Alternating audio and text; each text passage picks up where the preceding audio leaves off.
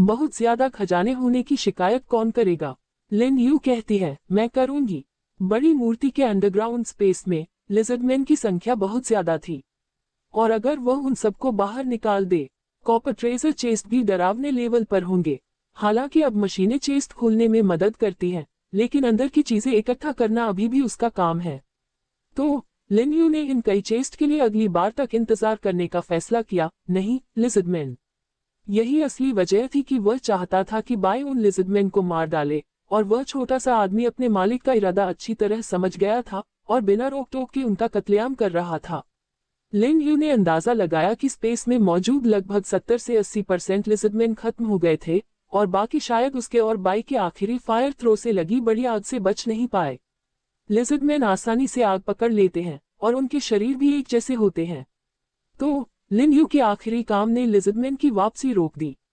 वह और बाई दोनों ही तेज किस्म के थे, भागने में तेज। गुफा के ढहने से बहुत पहले ही वे उसमें से भाग निकले थे। इस लड़ाई में उसे एक platinum treasure chest, 13 golden treasure chest और 4 सिल्वर ट्रेजर चेस्ट मिले। जहां तक कॉपर ट्रेजर चेस्ट की बात है, वह करीब 130 चेस्ट वापस ले आया।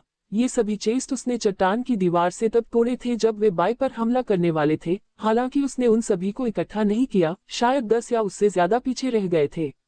फिलहाल वह और बाई सुरक्षित जमीन पर आराम कर रहे हैं। अभी अभी बाई ने लड़ाई में काफी ताकत लगाई। भले ही उसने बहुत ताकतवर आइस स्प्रे का इस्तेमाल नहीं किया, बाई ने बहुत सारे राउंड चलाए, खासकर उस बड़ी मूर्ति के चारों ओर, जिससे उसका सिर घूमने लगा।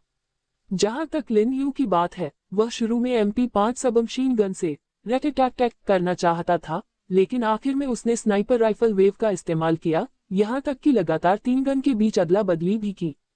मास्टर, अब हमें क्या करना चाहिए? बाई अचानक गिरने की आवाज सुनकर उठकर बैठ गई। लिन यू खड़ी हुई और उसके पास तेज आवाज के सोर्स की ओर देखने लगी।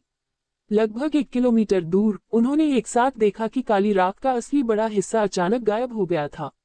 आसमान में धुआं उठ रहा था, जो दर्जनों मीटर ऊंचा तक पहुंच गया था। डर है कि उस बड़ी मूर्ति का सिरा गिर रहा है। बाई, मैं देखने जा रहा हूँ। मास्टर, बाई भी जाएगा। बाई खड़ा हुआ और लिन यू के साथ उड़कर आया। जल्दी से लिन यू और बाई उस इलाके के ऊपर से उड़े और सच में लगभग कई 100 मीटर डायमीटर का एक बहुत बड़ा गड्ढा देखा। और जैसे ही धुआं छंटा, उसने जमीन के नीचे 10 मीटर नीचे एक बड़ी मूर्ति का सिर देखा। फिर भी ढही हुई मिट्टी बहुत भारी लग रही थी, जिससे विशाल मूर्ति का आधे से ज्यादा हिस्सा सीधे उसमें दब गया। हे भगवान, अगर मैंने इसमें आग नहीं लगाई होती, तो शायद लिजर्डमैन इतना दुख नहीं मना रहे होते। और अब अगर वे इसकी खुदाई करना चाहते हैं, तो उन्हें सभी लिजर्डमैन को इकट्ठा करना पड़ सकता है। शायद महीनों तक खुदाई करनी पड़ सकती है। लिन यू और बाई पेट्रोलियम रिवर बेस पर वापस आए और डूम्सडे बंकर में दूसरी जगह जाने से पहले medium electric guard machine gun platform में खराबी की जांच की। यहाँ हालात ज्यादा खराब थे, कीड़ों के निशान हर जगह थे और कुछ अभी भी नीचे छिपे हुए थे। ऐसा लग रहा था कि उन्हें लगता है कि मुसीबत अभी टली नहीं है। इसे भूल जाओ, अभी के लिए इसे इग्नोर करो, वापस आकर बात करते हैं। बाय, अंधेरा होने से पहले रिफ्यूजी विलेज वापस चलते हैं। अनजाने में शाम हो चुकी थी, हालांकि घने बादलों की वजह से धूप रुकी हुई थी, जो पहले से ज्यादा फर्क नहीं दिखा रहा था। लिन यू ने पहले शेल्टर लौटने और बाद में चीजों को निपटाने का फैसला किया। इसके अलावा फिर यू को तैयारी का अगला स्टेप शुरू करना चाहिए, उसे और बड़े ट्रक बनाने के लिए वापस लौटना था। मास्टर, अगर आपका बैटल आर्मर पूरी तरह से ठीक नहीं हुआ है, तो मैं आपको फ्लाइट से वापस ले जाऊं। बाई ने सुझाव दिया। बुरा आइडिया नहीं है, लेकिन यह आपके लिए थकाने वाला होगा।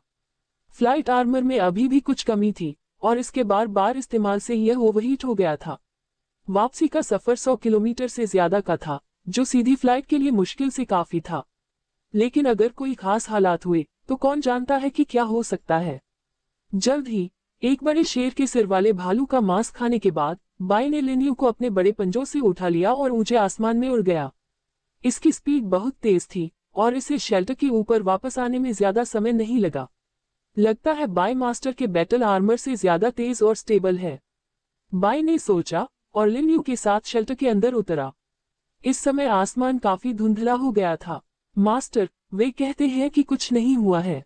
दूसरों से जानकारी मिलने के बाद बाई ने लिन यू को खुशखबरी सुनाई। अलग अलग गेट पर कोई दुश्मन नहीं दिखा, किस्मत अच्छी लग रही थी। लिन यू शेल्टर के चारों ओर घूमे, ग्लास ग्रीन हाउस और फार्म को ढकने वाले ऊन और कंबल उतार कर देखे, कुछ भी गलत नहीं मिला। फिर अपने साथियों को वापस मेन शेल्टर में ले गए। छोटे बच्चे पूरे दिन भूखे रहे। लिन यू ने बहुत सारा खाना निकाला और डाइनिंग हॉल में रख दिया, जहां लिटिल फियर्स और बाकी लोग दिल खोलकर खाने लगे। इस बीच वह बाई के साथ लिविंग रूम में चला गया। लिन यू ने फिर से बड़ा कैटसाइज स्टोन निकाला। ये बात इस एडवेंचर से एक सुखद सरप्राइज साबित हुई। मास्टर, यह 8वां टुकड़ा है। बाई ने अभी अभी लान हेडेड बेयर स्टेक खाया था, इसलिए उसे ज्यादा भूख नहीं लगी थी। अब वह इस जरूरी मामले में शामिल होने में ज्यादा दिलचस्पी ले रहा था, खासकर इन रत्नों के बारे में। बाई, यह 8वां टुकड़ा है। हमें 4 और चाहिए, 4 और टुकड़े और हम अपना लक्ष्य हासिल कर लेंगे। लिन यू ने बाकी 7 जैमस्टोन निकाल लिए। लाइट के नीचे हर एक चकाचौंध भरा लग रहा था। धरती पर उनमें से कोई भी बहुत कीमती होगा, और इस दूसरी दुनिया में वे एक कीमती मकसद भी पूरा करते हैं। हालांकि यह एक लिजर्डमैन और वुल्फ हेडेड मैन के बीच एक लगभग आम रस्म से जुड़ा है। ऐसा लगता है कि wolf headed man in gemstones का शुरुआती मालिक था, और उन्होंने उनके एक छोटे से टुकड़े से वुल्फ हेड अथॉरिटी रिंग बनाई। बाद में अनोखे जानवरों से जुड़े युद्ध में लिजर्डमैन ने वुल्फ हेडेड मैन को हरा दिया और जेमस्टोन्स पर कब्जा कर लिया और उन्हें अपना बना लिया। अब लिन यू ने धीरे धीरे लिजर्डमैन से इन रत्नों का हर टुकड़ा हासिल कर लिया है। अगर ये सारे जैमस्टोन मिल जाएं, तो वह इनका इस्तेमाल करके पूरी वुल्फ हेडेड रेस को कमांड कर सकता है। मास्टर, बाकी 4 टुकड़े, क्या आपको पता है कि लिजर्डमैन ने उन्हें कहाँ रखा है? बाई अभी भी हाल की लड़ाई से थोड़ा खुश था, खासकर जब लिन यू को वह सुंदर जेमस्टोन मिला जिससे वह बहुत एक्साइटेड था। मुझे भी नहीं पता, शायद इस बार की तरह हमें रहस्यमय तरीके से कोई टुकड़ा मिल जाएगा। ये देखकर कि बाई को ये जेमस्टोन कितने पसंद हैं, लिन यू ने उसे उनका मजा लेने दिया, जबकि वह अलग अलग पार्ट्स इकट्ठा करने के लिए वेयरहाउस चला गया। ट्रक बनाने के लिए पार्ट्स। ट्रक के लिए काफी पार्ट्स की जरूरत थी, लेकिन लिन यू के पास बहुत सारे पार्ट्स थे और ब्लूप्रिंट के साथ ट्रक बनाना सच में कोई मुश्किल काम नहीं था। कई पूरी तरह से जुड़े हुए गोदामों का चक्कर लगाने के बाद लिन यू ने सभी जरूरी पार्ट्स इकट्ठा किए। एक काफी बड़े वेयरहाउस में लौटकर लिन यू ने तुरंत ब्लूप्रिंट का इस्तेमाल किया और कामयाबी से 3 मीडियम साइज के बड़े ट्रक बना लिए। इसके बाद उन्हें फेई यू को दे दो, और आज करने के लिए और कुछ नहीं है ना? लिन यू ने स्ट्रेचिंग करते हुए एक ट्रक को स्टोरेज स्पेस में रखा, बैठने के लिए सोफा निकाला, सिस्टम टैबलेट निकाला और फेई यू का चेक पैनल खोला। क्या आप मौजूद हैं? मैं हूँ, फेई यू ने लगभग तुरंत जवाब दिया। तो क्या वह बस मेरे उससे संपर्क करने का इंतजार कर रहा है? लिन यू को लगा कि फेई यू पूरी तरह से तैयार होगी और बस अपने कॉन्टैक्ट के तुरंत एक्शन लेने का इंतजार कर रही होगी। ट्रक, क्या आपका स्टोरेज स्पेस काफी बड़ा है? मैं उन्हें सीधे आपके पास भेज दूंगी, लिन यू ने पूछा। 1828 क्यूबिक मीटर काफी बड़ा है ना? फेई यू हंसा। मुझे यकीन है कि तुम्हारा वाला मेरे वाले से बड़ा होगा, लेकिन ज्यादा नहीं। लिन यू उससे बहस करने में बहुत आलसी थी। बस इसी बात से उसमें बात करने की हिम्मत आ गई। तुम जीत गए, मैं तुम्हें तीनों ट्रक एक साथ फ्यूल के साथ भेज दूंगा। इसके अलावा क्या तुम मुझे बता सकते हो कि तुम 15 दिनों में पूरे रेगिस्तान पर कब्जा करने का प्लान कैसे बना रहे हो? आसान है, दूर तक अलायंस बनाओ और पड़ोसियों पर हमला करो। मनाने और ताकत का बैलेंस बनाओ, हाँ, फूट डालो और राज करो। तुमने मुझे जो 3 ट्रक दिए हैं और मेरे एक ट्रक से मैं चारों दिशाओं में हमला करूंगा। जब ट्रकों की संख्या बढ़ जाएगी तो मैं 10 दिशाओं, 20 या 100 दिशाओं में भी हमला करूंगा। फेई यू ने आत्मविश्वास से कहा, जैसे कि उसे सब कुछ पता चल गया हो। अच्छा, क्या तुम बड़ी बड़ी बातें नहीं कर रहे हो? इतना कॉन्फिडेंस कहाँ से आता है? लिन यू को फेई यू पर पूरा भरोसा था, लेकिन उसे उम्मीद नहीं थी कि वह इतना एम्बिशियस होगा और ऐसी कई स्ट्रैटेजी प्लान करेगा जो काफी मुमकिन लग रही थी। अब जब तक टॉप 10 ग्लोबल रैंकिंग वाले लोग उस पर हमला करने के लिए एक साथ नहीं आते, तब तक कोई भी रिफ्यूजी विलेज फेई यू के हमले को रोक नहीं सकता। ये भी नहीं भूलना चाहिए कि टॉप 10 रिफ्यूजी गांवों में भी सिर्फ जिया युनझान का गांव ही उत्तरी रेगिस्तान में सबसे ज्यादा है और दूसरे गांव अनजान इलाकों में हैं, इसलिए वे दखल नहीं दे सकते। यहाँ तक कि जिया युनझान भी शायद फेई यू के हमले का सामना नहीं कर पाएगी। बेशक, मुझे पूरा भरोसा है। मुझे रेगिस्तान के उत्तर पश्चिम में कई गांवों से हमारे रिफ्यूजी विलेज को मिलाने के लिए पहले ही एप्लीकेशन मिल चुकी है। इसके अलावा यू सियोवान और दूसरे लोग जिंगलिंगफेंग के रिफ्यूजी विलेज को भी लाए हैं। बेशक वह बुरा आदमी गांव में नहीं है। खबर है कि वो बहुत पहले चला गया है और लिली कलाहाउ के रिफ्यूजी विलेज में एक खास मेहमान के तौर पर गया है। जिंग लिंग फेंग, हम अगर तुम उसका रिफ्यूजी विलेज ले सको तो बहुत अच्छा होगा। वहाँ काफी टैलेंटेड लोग हैं। लिन यू को ये सुनकर थोड़ी हैरानी हुई। जिंग लिंगफेंग के पास सिर्फ यू सियुआन और उसके अंडर 3 जनरल ही नहीं थे, दूसरे लोग भी जबरदस्त टैलेंटेड थे। शुरू में उसने सोचा था कि जिंग लिंगफेंग के लिली कलाहाउ के सामने सरेंडर करने के बाद वे लोग उसके साथ चले जाएंगे, लेकिन हैरानी की बात है कि वे लोग वहीं रुक गए और फेई यू के गांव के बढ़ने के दौरान उसमें शामिल होना भी चाहते थे। फेई यू, ये लड़का न केवल सभी मामलों में शक्तिशाली है बल्कि बहुत भाग्यशाली भी है। यह जरूरी है, हो सकता है हमारे पास दूसरी स्किल्स न हों, लेकिन मेरे अंडर काम करने वाले सभी लोग काफी काबिल हैं। फेई यू ने हंसते हुए कहा, old Zheng, little Zheng plus Yu Siyuan, Feng Ping, Ho Yu और वांग सी, जिन्हें आप अच्छी तरह जानते हैं, सभी बहुत ताकतवर लोग हैं। मेरा प्लान है कि पहले डेजर्ट को जीतूंगा, फिर उन्हें लीड करके पास के रिफ्यूजी विलेज को एक एक करके खत्म करूंगा और धीरे धीरे उन्हें सौंप दूंगा, आखिर में सभी रिफ्यूजी विलेज को जोड़ दूंगा। आप इस स्ट्रेटजी के बारे में क्या सोचते हैं? अच्छा लगता है फेई यू, मुझे विश्वास है कि तुम ये कर सकती हो। लिन यू ने सोचा कि यह काम फेई यू को देना बिल्कुल सही फैसला था। शायद यह व्यक्ति उसे सचमुच सरप्राइज दे सकता है, और इस मुसीबत के दौर के बाद अगर फेई यू अपने बताए गए मकसद को पूरा कर लेती है तो अंडरग्राउंड खंडहरों को एक्सप्लोर करना, सीक्रेट रेल में रिसोर्स इकट्ठा करना या लिजर्डमैन सीक्रेट रेल बीस्ट्स को खत्म करना और यहाँ तक कि लिली कलाहाउ से निपटना अभी के मुकाबले कहीं ज्यादा आसान हो सकता है। बेशक, लेकिन मुझे अभी भी समझ नहीं आया लिन यू, इससे तुम्हें क्या फायदा होगा? तुम तो इस बारे में उस मिथिकल जायंट बीस्ट से भी ज्यादा परेशान लग रही हो, है ना? फेई यू ने अचानक कहा। हाँ बिल्कुल, मुझे इसकी बहुत चिंता है। लिन यू रुकी और 3 ट्रक भेजे। लोग सिर्फ एक मजबूत और असरदार लीडर की लीडरशिप में ही एक होंगे, और तुम साफ तौर पर उस रोल में फिट हो। मुझे भी लगता है कि सिर्फ तुम ही सही हो।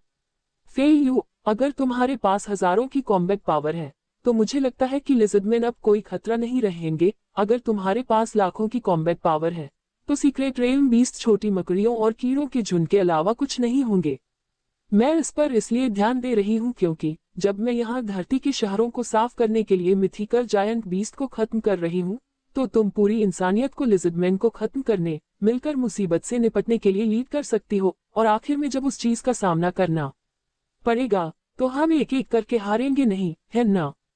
फेई यू कुछ सेकंड के लिए चुप रहा। उसने लिन यू द्वारा बताई गई बात के बारे में सोचा। लिजर्डमैन की दीवारों पर बनी पेंटिंग में दिखाई गई चीज को क्रिएटर कहा गया है।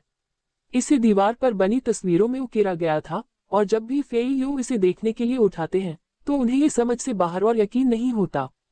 ये कैसे सच हो सकता है? फिर भी म्यूरल के दूसरे हिस्सों को एक एक करके सही माना गया है, और यह अजीब तस्वीर नकली नहीं हो सकती। मैं समझती हूँ, हमें एक बड़ी लड़ाई लड़नी होगी और उस आदमी को खत्म करना होगा, लेकिन अभी इंसानियत बिखरी हुई है, अलग अलग लड़ रही है। सच में किसी को इस हालात को ठीक करने की जरूरत है। फेई यू ने गहरी सांस ली। यह मेरे लिए सेवियर बनने का एक बहुत अच्छा मौका है। ठीक है, तो उम्मीद करते हैं कि जब उस चीज का सामना करने का समय आएगा तो हमारे पीछे कुछ 100 से ज्यादा लोग होंगे। फेई यू, लिन यू ने कहा। सब्जियां, फल और ऐसी ही चीजें भेजने की तैयारी करते हुए अचानक उसे कुछ याद आ गया। ओह ठीक है, मैं अभी उस बड़ी मूर्ति से लौटा हूँ जिसका मैंने पहले जिक्र किया था, और मैं एक रत्न लेकर आया हूँ। क्या? फेई यू ने हैरानी से कहा। वह तो मेरा काम था, तुमने उसे कैसे ले लिया? हाँ, इतना ही नहीं, मैंने एक छिपकली रानी को भी मार डाला। छिपकली रानी? वाह लिन यू, तुम मेरी नौकरी छीन रही हो, है ना? मुझे फोटो दिखाओ। ये कहना गलत नहीं होगा कि फेई यू अभी सदमे में है। लिन यू ने अभी क्या कहा? इतने कम समय में वह सच में एक बड़ी मूर्ति के साथ किसी खोए हुए दिव्य हॉल में गया और उसे एक रत्न भी मिल गया। इसके अलावा उसने एक छिपकली रानी को मार डाला। क्या तुम गलत समझ रहे हो? तुम मेरी नौकरी छीनने की कोशिश कर रहे हो, है ना? हालांकि उसने ये कहा, फेई यू किसी भी चीज से ज्यादा हैरान थी। इससे पहले फेई यू को हमेशा दीवारों पर बनी तस्वीरों में लिजर्डमैन के सामाजिक ढांचे को दिखाने पर थोड़ा शक था। आखिर आप इसे कैसे भी देखें, लिजर्डमैन डायनासोर या छिपकलियों जैसे ही हैं। उनकी बनावट मधुमक्खियों या चींटियों जैसे सोशल कीड़ों जैसी कैसे हो सकती है? और उनका आकार एक मदर एंटिटी जैसा कैसे हो सकता है? Leader lizard, giant lizard soldiers, lizardman priests और लिजर्डमैन स्क्वाड लीडर्स जैसी बातें काफी नॉर्मल लग रही थी। लेकिन जब लिजर्ड क्वीन जैसी किसी चीज की बात आई तो फेयू ने सोचा कि म्यूरल का कोई सिंबॉलिक मतलब हो सकता है जो लिजर्डमैन के रिप्रोडक्शन को दिखाता हो। नतीजतन लिजर्ड क्वीन जिसका जिक्र लिन यू ने अभी किया, क्या ये सच में मौजूद है? और उसने एक को निकाल भी लिया। असल में मुझे ये गलती से ही मिला। वैसे क्या आप छिपकली रानी की फोटो देखना चाहते हैं? मैंने एक तब ली थी जब वह जिंदा थी, उसे मारने के बाद मैंने उसे देखने की जहमत नहीं उठाई। लिन यू को दूसरी तरफ फेई यू की स्थिति के बारे में कोई जानकारी नहीं थी, उसने इसके बारे में ज्यादा नहीं सोचा। बिल्कुल, क्या आपके पास दूसरों की तस्वीरें हैं? वे सब मेरे पास हैं। उस समय वे एक वेदी के चारों ओर इकट्ठा होकर कोई पवित्र रस्म कर रहे थे और मैं बस वहां आया और उसमें रुकावट डाली।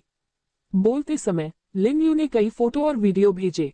ये तस्वीरें सिस्टम के फोटो और वीडियो फीचर से उसके और बाई की लड़ाई में शामिल होने से पहले ली गई थी। बेशक ये राज हैं और फेई यू पढ़ने और जलाने के सिद्धांत को समझती थी और उन्हें कभी किसी और को नहीं दिखाती थी।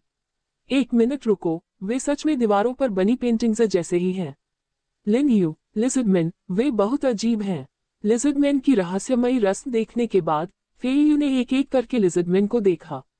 चाहे वह बड़ी मूर्ति के मुंह के अंदर वेदी के सामने इकट्ठा हुए 12 पुजारी हों, या बगल में लेटी हुई अजीब और समझ से बाहर की बड़ी छिपकली हो, या लाल चोगे में लीडर लिजर्डमैन और उसके बगल में 4 बड़े लिजर्ड सोल्जर हों, ये सभी लिजर्डमैन की काम करने वाली कैटेगरी थी जो दीवारों पर बनी तस्वीरों में दिखाई दी थी। वे कोई सिंबॉलिक आइकॉन नहीं थे, बल्कि वे अलग अलग सोशल सिस्टम क्लासिफिकेशन के असली मार्कर थे। छिपकली वालों के पास सच में एक छिपकली रानी होती है। इसके अलावा फेई यू ने बड़ी मूर्ति के नीचे छिपकली जैसे लोगों की घनी अनगिनत परछाइयां भी देखी।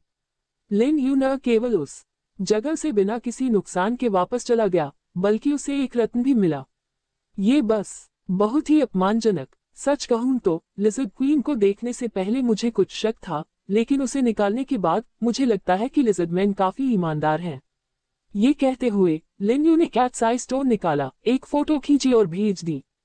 फेई यू ने विशाल क्राइसोबेरिल कैट्स आई स्टोन को देखा और गहरी सांस ली। धर तेरे की, लिन यू, तुम तो ऐसी हो जो तब तक चैन से नहीं बैठती जब तक कुछ हैरान करने वाला न हो जाए, है ना?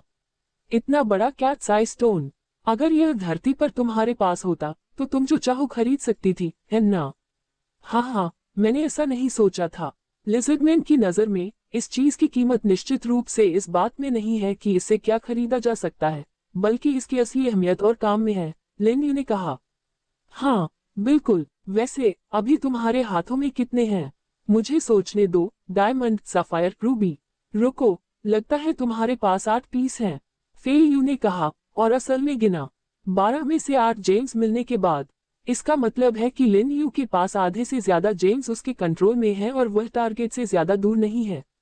हाँ, 8 पीस, बाकी 4 का पता नहीं है, और यह भी पता नहीं है कि वे जमीन के नीचे कहाँ हो सकते हैं या वे कब मिलेंगे। फेई यू, तुम जानती हो, जब इस तरह की चीजें इकट्ठा करने की बात आती है तो यह हमेशा बहुत आसानी से शुरू होता है, लेकिन एक बार जब तुम कुछ इकट्ठा कर लेते हो तो चीजें और मुश्किल होती जाती हैं। जब आखिरी वाले की बात आती है तो तुम कुछ भी कर लो, वह बेकार है और तुम उससे तभी टकरा सकते हो जब किस्मत साथ दे। लिन यू को इस बात को लेकर गहरी भावनाएं थीं। उस समय उन्होंने कुछ कार्ड इकट्ठा किए। इन कार्ड्स को वाटर मार्जिन कार्ड्स कहा जाता था। इनमें 108 कैरेक्टर कार्ड्स थे जो सिर्फ इंस्टेंट नूडल्स खाकर ही मिल सकते थे, और इंस्टेंट नूडल्स के हर पैकेट के अंदर अलग अलग कार्ड थे। उस समय लिन यू खुशकिस्मत था कि उसे एक छोटी लड़की से दर्जनों कार्ड मिले जो उसे पसंद करती थी। फिर कुछ पॉकेट मनी का इस्तेमाल करके वह 107 कार्ड इकट्ठा करने में कामयाब रहा, लेकिन उसे आखिरी सॉन्गजियान कार्ड नहीं मिला। चाहे उन्होंने कितने भी इंस्टेंट नूडल्स खोले, उन्हें सिर्फ रिपीट कार्ड ही मिले और वे लगभग आधे साल तक फंसे रहे। आखिरकार इत्तेफाक से उसे एक क्लासमेट से सॉन्गजियान कार्ड मिला जिसे वह नहीं चाहिए था। वह बहुत खुश हुआ, लेकिन क्लासमेट ने कहा कि उसने खेलना बंद कर दिया क्योंकि उसे तथाकथित ट्रेटर कार्ड और स्पेशल आइटम कार्ड नहीं मिला। लिन यू ने भी उसके बाद खेलना बंद कर दिया और वे कार्ड दूसरों को दे दिए। उस घटना के बाद उसे एहसास हुआ कि कलेक्शन एक्टिविटीज में आखिर में आपको वे आखिरी कार्ड मिल ही जाते हैं जिन्हें आपको इकट्ठा करना होता है। इन 12 रत्नों के बारे में लिन यू को भी असल में इस तरह का अंदाजा था। रत्न लिजर्डमैन के पास हैं। शायद वे किसी अंडरग्राउंड खंडहर में गहरे हों, लेकिन शायद उन्हें यहाँ ढूंढने में 1 साल लग जाए या शायद कुछ दिन। इस संभावना को बढ़ाने के लिए किसी न किसी समाधान के बारे में सोचना ही होगा, जैसे सर्च करने वालों की संख्या बढ़ाना। एक व्यक्ति का एक के बाद एक अंडरग्राउंड खंडहरों को खोजना निश्चित रूप से उतना कुशल नहीं है जितना कि कई हजार लोग एक साथ अंडरग्राउंड खंडहरों को खोजते हैं, और इन कई हजार लोगों को सिर्फ फेयू ही लीड कर सकता है। इस दुनिया में बहुत कम लोग रत्नों का रहस्य जानते हैं, और लिन यू को उम्मीद है कि केवल फेयू और उसके अधीनस्थों को ही इस मामले के बारे में पता होगा। तो मैं समझ गई, लिन यू, तुम चाहती हो कि मैं रिफ्यूजी विलेज को बढ़ाऊं, चाहती हो कि मैं पूरे रेगिस्तान को समतल कर दूं, सब इसी वजह से है। जब तक मेरे पास काफी लोग हैं, तुम आसानी से वे जेम्स जमा कर सकती हो। फेयू अचानक समझ गई, नहीं, ये तो बस एक फायदा है। फेयू, लिन यू के विचार ज्यादा बड़े और अलग अलग तरह के हैं। हालांकि लिन यू का मानना है कि फेयू भविष्य में धीरे धीरे समझ जाएगी और गहराई से समझ जाएगी। लिन यू ने बची हुई सब्जियों और फलों को पैक करके फेयू को भेज दिया और उन्हें जरूरी सामान दिया। आने वाले दिनों में फेयू जरूर रेगिस्तान में एक बड़ा तूफान लाएगी। लिन यू ने वॉइस चैट खत्म की और अपनी नजर वापस बाई की ओर घुमाई। फेयू के साथ बातचीत के दौरान बाई चुपचाप एक तरफ खड़ा होकर सुन रहा था। ऐसा लग रहा था जैसे वह कुछ सोच रहा हो। लिन यू को उस छोटे लड़के से इस बारे में बात करने की जरूरत महसूस हुई। मास्टर, क्या फेयू बहुत महत्वपूर्ण है? बाई ने अचानक पूछा। हाँ, हमारे लिए फेयू बहुत जरूरी है। मुझे स्पॉटलाइट में रहना पसंद नहीं है। मैं कोई सेवियर नहीं बनना चाहता, नहीं ऐसा लीडर बनना चाहता हूँ जो अनगिनत लोगों को एक साथ कुछ करने का कमांड दे। आप जानते हैं, मेरी काबिलियत की वजह से मैं लोगों के ग्रुप में नहीं रह सकता, लेकिन फेयू रह सकता है। वह भरोसेमंद है और उसके पास आइडिया है। ऐसे कामों में उसे मेरी जगह लेना बहुत अच्छा लगता है, इसलिए वह बहुत जरूरी है। मालिक सच में वे काम नहीं कर सकते, लेकिन मालिक कुछ और कर सकते हैं। बाई ने एक पल सोचा और नतीजा निकाला। कुछ और, भेड़ या सिर वाले आदमी। मास्टर, अगर उन्हें आपका राज पता भी चल जाए तो कोई प्रॉब्लम नहीं है ना? हाँ, मुझे पता था कि तुम ऐसा कहोगे। आखिर हम दोनों ही हैं, एक उनका भगवान है, दूसरा उनका संत है, और अब वे भेड़िए जैसे सिर वाले लोग चाहते हैं कि हम उनके राजा बन जाएं। लिन यू को गेट ऑफ एक्सप्लोरेशन के दूसरी तरफ की बातें याद आई और वह हंसे बिना नहीं रह सकी। चाहे वह भगवान हो या संत, वे केवल प्रतीक हैं। नीला रत्न इस्तेमाल करने से पहले वुल्फ हेडेड लीडर के काम डर की वजह से होते थे, न कि हार मानने की वजह से। वुल्फ हेड अथॉरिटी रिंग राज और जीत को दिखाती है, जबकि रॉ जेम्स एक खास मतलब दिखाते हैं। इस मतलब ने वुल्फ हेडेड लीडर और बूढ़े प्रीस्ट को भी चौंका दिया और उन्होंने उसके प्रति वफादारी की कसम खाई। बाई ने अभी यही कहा। वह असल में वुल्फ हेडेड लोगों के, नागरिकों के कम से कम 150 से ज्यादा शहरों का राजा है। वुल्फ हेडेड लोगों के कम से कम 3 शहरों ने उसके प्रति वफादारी की कसम खाई, और जब उसने सारे कच्चे रत्न इस्तेमाल कर लिए, लिन यू को लगा कि वुल्फ हेडेड पीपल का ये बड़ा हिस्सा उसकी सबसे बड़ी ताकत बन जाएगा। मास्टर, क्या ये प्रपोजल ठीक नहीं है? बाई ने लिन यू से कहा। भेड़िया जैसे दिमाग वाले लोग लड़ाकू और वफादार होते हैं। उनका दिमाग शायद तेज न हो, लेकिन वे जिस चीज को पहचानते हैं उस पर मजबूती से टिके रहते हैं। इसके अलावा मास्टर और उनके सबसे बड़े दुश्मन वे लिजर्डमैन हैं। उनके फायदे पूरी तरह से एक जैसे हैं। मास्टर, अगर आप चाहें तो आप उन भेड़िया जैसे दिमाग वाले लोगों को सब कुछ जीतने के लिए लीड कर सकते हैं। लिन यू ने भौहें चढ़ाई। बाय, इस बंदे में एम्बिशन की कोई कमी नहीं है, फिर भी खुद उनकी कोई खास इच्छा नहीं है। जहां तक वुल्फ हेडेड पीपल का राजा बनने की बात है, वही पद ले सकता था या न भी ले सकता था। सब कुछ जीतने में मुझे सच में कोई दिलचस्पी नहीं है, लेकिन मुझे जेम्स ढूंढने और लिजर्डमैन को हराने में काफी दिलचस्पी है। लिन यू ने कंधे उचकाए। फेयू को सब कुछ जीतने दो, मैं लिजर्डमैन को खत्म कर दूंगी, सीक्रेट रियल्म बीस्ट्स को खत्म कर दूंगी, मिथिकल जायंट बीस्ट्स को खत्म कर दूंगी। बेशक आखिरी वाले से निपटना ही मैं करना चाहती हूँ। मास्टर, क्या आपको डर नहीं है कि फेयू आखिर में अपनी पावर से कुछ अजीब कर सकता है? बाई ने अचानक पूछा। कुछ पागलपन, मुझे इसकी चिंता नहीं है। अगर वह आदमी ऐसी चीजें कर सकता था तो उसने बाद में इंतजार करने के बजाय अब तक कर लिया होता। बाय, हम हमेशा सावधान रहते हैं और शांत मन से काम करते हैं, अपने काम पर ध्यान देते हैं, और जब सब कुछ ठीक हो जाएगा तो जाहिर है हर चीज का जवाब मिल जाएगा। लिन यू ने काम खत्म करने के बाद बहुत सारे खजाने के बक्से निकाले। इस बार फसल काफी बड़ी है। एक platinum treasure chest, 13 golden treasure chest, 4 silver treasure chest और ढेर सारे copper treasure chest. Machine dogs को कॉपर ट्रेजर चेस्ट और सिल्वर ट्रेजर चेस्ट खोलने दो और गोल्डन ट्रेजर चेस्ट के लिए। मास्टर, मैं प्लेटिनम ट्रेजर चेस्ट खोलना चाहता हूँ। लिटिल फियर को गोल्डन ट्रेजर चेस्ट खोलने देना कैसा रहेगा? बाय ने सीधे बातचीत शुरू कर दी। छोटे दोस्त, तुम सच में इन्हें मिस नहीं करते हैं ना? ठीक है, तो तुम 2 प्लेटिनम ट्रेजर चेस्ट खोलो, छोटे फियर्स को बाकी खोलने दो। लिन यू को अब सच में कोई परवाह नहीं थी। बाय की किस्मत उससे कहीं बेहतर लग रही थी। इससे जो भी निकलेगा वो अलग अलग जगहों पर काफी काम आ सकता है। जहां तक गोल्डन ट्रेजर चेस्ट की बात है, सच कहूं तो उसे इसमें ज्यादा दिलचस्पी नहीं थी। जब छोटे बच्चे खजाने के बक्से खोल रहे थे तो वह इस दौरान कुछ और कर सकता था। जल्द ही लिटिल फियर और दूसरों को बाय ने बुलाया। Little fear, black dot, green claw, little six और रेड लाइन, हर एक को 2 गोल्डन ट्रेजर चेस्ट मिले। बाय ने बाकी 3 गोल्डन ट्रेजर चेस्ट अपने हाथों में पकड़ने का नाटक किया और ऐसा नाटक किया कि वह उन्हें लिटिल फियर्स और दूसरों की तरह खोलने जा रहा है। लिटिल फियर्स और गैंग गोल्डन ट्रेजर चेस्ट देखकर और लिन यू से उन्हें खोलने की इजाजत सुनकर बहुत उत्सुक थे और बेसब्री से सिर हिला रहे थे, जैसे वे गोल्डन ट्रेजर चेस्ट खोलने का इंतजार नहीं कर सकते थे। लिन यू ने बाय को देखा। उसे एहसास हुआ कि यह छोटा सा लड़का कितना चालाक है। लिटिल फियर्स और गैंग को गोल्डन ट्रेजर चेस्ट खोलने दो, जबकि वह खुद उन्हें खोलने का नाटक कर रहा है। एक बार जब लिटिल फियर्स और वे खत्म कर लेंगे तो वह प्लेटिनम ट्रेजर चेस्ट खोलेगा। है, आपने सारे बांस के अंकुर ले लिए हैं। जैसे ही लिटिल फियर्स और दूसरों ने खुशी खुशी एक एक करके खजाने के बक्से खोले, लिन यू ने देखा कि बाय असल में उसे आंख मार रहा है। अच्छा दोस्त, यह आदमी सच में कुछ खास है। छोटे गुस्सेल, तुमने बहुत मेहनत की है। बाय ने कहा था कि जो 3 चेस्ट उसे खोलने थे वे तुम खोलोगे, लेकिन तुम 5 हो और सिर्फ 3 चेस्ट हैं, इसलिए तुम्हें आपस में तय करना होगा। लिन यू ने अपने हाथ फैलाए और छोटी गुस्सेल गैंग ने बड़ी आंखों को छोटी आंखों में बदल लिया। फिर लिटिल सिक्स बाय की तरफ भागा, लगातार गाओ करता रहा जैसे चापलूसी करने की कोशिश कर रहा हो।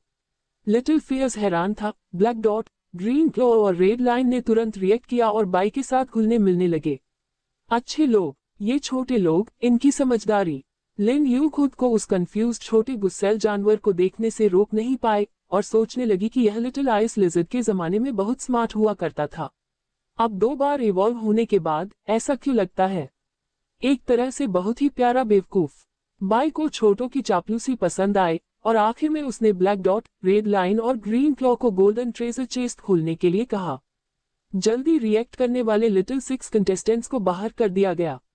हालांकि जब लिटिल सिक्स उदास महसूस कर रहा था तो बाय ने उसके कान में कुछ फुसफुसाया, जिससे लिटिल सिक्स फिर से खुश हो गया। छोटे गुस्सेल ने बाय का दिया हुआ शेर के सिर वाले भालू के मांस का एक टुकड़ा लिया और उसके चेहरे पर तुरंत मुस्कान आ गई। लिन यू ने बेबसी से अपना सिर हिलाया। बाय, यह आदमी और भी तेज होता जा रहा है। समझदारी के मामले में ये दूसरे साथियों से कहीं आगे है, यहाँ तक कि लिन यू को लगता है कि कुछ इंसान भी इसकी बराबरी नहीं कर सकते। लिन यू ने खुले हुए गोल्डन ट्रेजर चेस्ट को देखा, एक के बाद एक पास गए और अपना मुंह हिलाए बिना नहीं रह सका। तुम सबकी आंखों में सिर्फ खाना है। 13 सोने के खजाने। अचानक वे खाने और पानी का ढेर लेकर आए।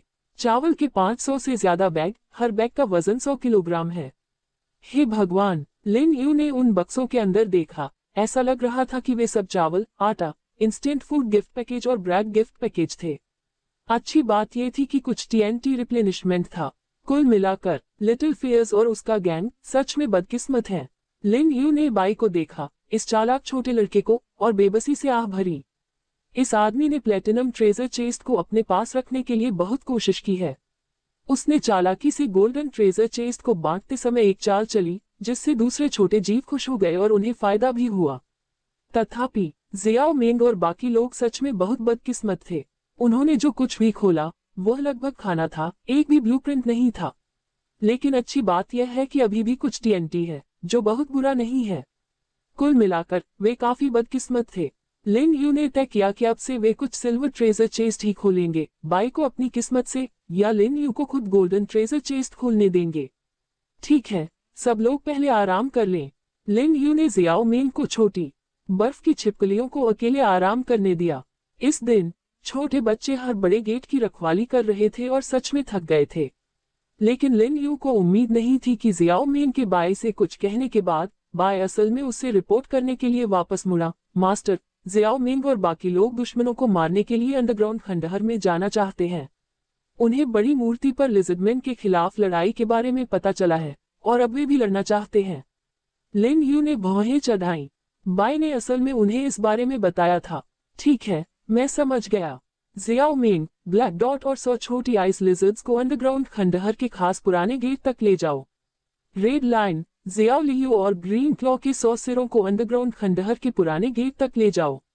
याद रखना, सभी लिजर्डमैन को मार देना, भिखारियों के साथ भी अच्छे से पेश मत आना। अगर तुम्हें सर्वाइवर्स मिले तो उन्हें इग्नोर करना, लेकिन अगर वे तुम पर हमला करें तो बिना झिझक तुरंत जवाब देना, समझे?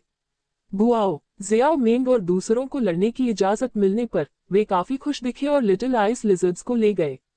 लगता है वे काफी दबे हुए थे, घर की रखवाली कर रहे थे और कुछ नहीं कर रहे थे। बाय, तुमने उन्हें क्यों बताया? लिन यू ने इस भड़काने वाले से पूछा। उसे लग रहा था कि आज रात इस आदमी का दिमाग हमेशा कहीं और था। मास्टर, ये बाय ने नहीं बताया था, बल्कि उन्हें इसकी गंध आ गई थी और वे सब लड़ना चाहते हैं। आइस लिजर्ड्स को लड़ाई पसंद है और उन्हें मास्टर के दुश्मनों को खत्म करने में मजा आता है। मास्टर, तुम्हारा मतलब है वे खुद से लड़ना चाहते थे? और सभी आइस लिजर्ड ऐसे ही होते हैं, लड़ना पसंद करते हैं। लिन यू को पहली बार पता चला। हालांकि बाई हमेशा लड़ाई के दौरान लड़ाई के मैदान में हमला करता था, यहाँ तक कि जब जियाओ मेंग घर की रखवाली कर रहा था तब भी जियाओ मेंग ने 2 बार नखरे दिखाए और दूसरी छोटी बर्फीली छिपकलियां भी वैसी ही थीं। यहाँ तक कि जब ब्लैक डॉट और ग्रीन क्लॉ नाइट्रेट और वाली जगह पर तैनात थे तब भी वे यहाँ शेल्टर में बहुत कम लौटे, लेकिन उन्होंने ज्यादा शिकायत नहीं की, खासकर इसलिए क्योंकि उन्होंने वहां बहुत सारे लिजर्डमैन को खत्म कर दिया था। उस समय लिन यू ने अंदाजा लगाया कि क्या लिटिल आइस लिजर्ड सच में स्वभाव से लड़ाकू होती हैं, लेकिन उन्हें कभी सीखने का मौका नहीं मिला। बाई के बोलने के बाद लिन यू ने ज्यादा गहराई से या ऊंचे लेवल पर बातचीत की। तो ये पहली बार था जब लिन यू ने बाई से सुना कि सच में आइस लिजर्ड्स उतनी ही लड़ाकू हैं जितना उसने सोचा था। इस बार शायद पूछने के लिए कुछ और दिलचस्प बातें हों। बाय, क्या तुम्हें पता है कि जिन गुफाओं में शियाओ मेंग और दूसरे लोग रहते थे उनके बाहर और भी छोटी आइस लिजर्ड हैं? मैंने वर्ल्ड चैनल पर किसी को तुम में बहुत दिलचस्पी दिखाते हुए देखा था, लेकिन तुम्हारा कोई निशान नहीं मिला। मास्टर, आइस लिजर्ड कबीले का सिर्फ एक वंश नहीं है। बाय बैठ गया। कहा जाता है कि वे बहुत पहले वहां थे और हमेशा लिजर्डमैन के पड़ोसी और दुश्मन रहे हैं। जियाओ मेंग ने कहा कि उन्होंने अंडरग्राउंड खंडहरों में दूसरी आइस लिजर्ड देखी है। अंडरग्राउंड खंडहरों में? लिन यू ने कहा। उसे पहली बार पता चला, इसका जिक्र पहले क्यों नहीं हुआ? हाँ, बहुत सारी छोटी बर्फीली छिपकलियां हैं, लेकिन वे एक दूसरे को परेशान नहीं करती, सभी ग्रुप में रहना पसंद नहीं करती या लोगों के करीब जाना पसंद नहीं करती। बाई ने आगे कहा, सच में, मुझे लगा कि वे सब तुम्हारी तरह हैं, लोगों के साथ रहना पसंद करते हैं और हर कोई काफी समझदार लगता है। लिन यू ने आह भरी। वो खुशकिस्मत था कि उसे पहले जियाओ मेंग के कबीले का सामना करना पड़ा। अगर वह उन लोगों से मिला होता जिनका जिक्र बाई ने किया था, जिन्हें लोगों के करीब रहना पसंद नहीं था, तो शायद अब उसमें ये लड़ने की ताकत नहीं होती।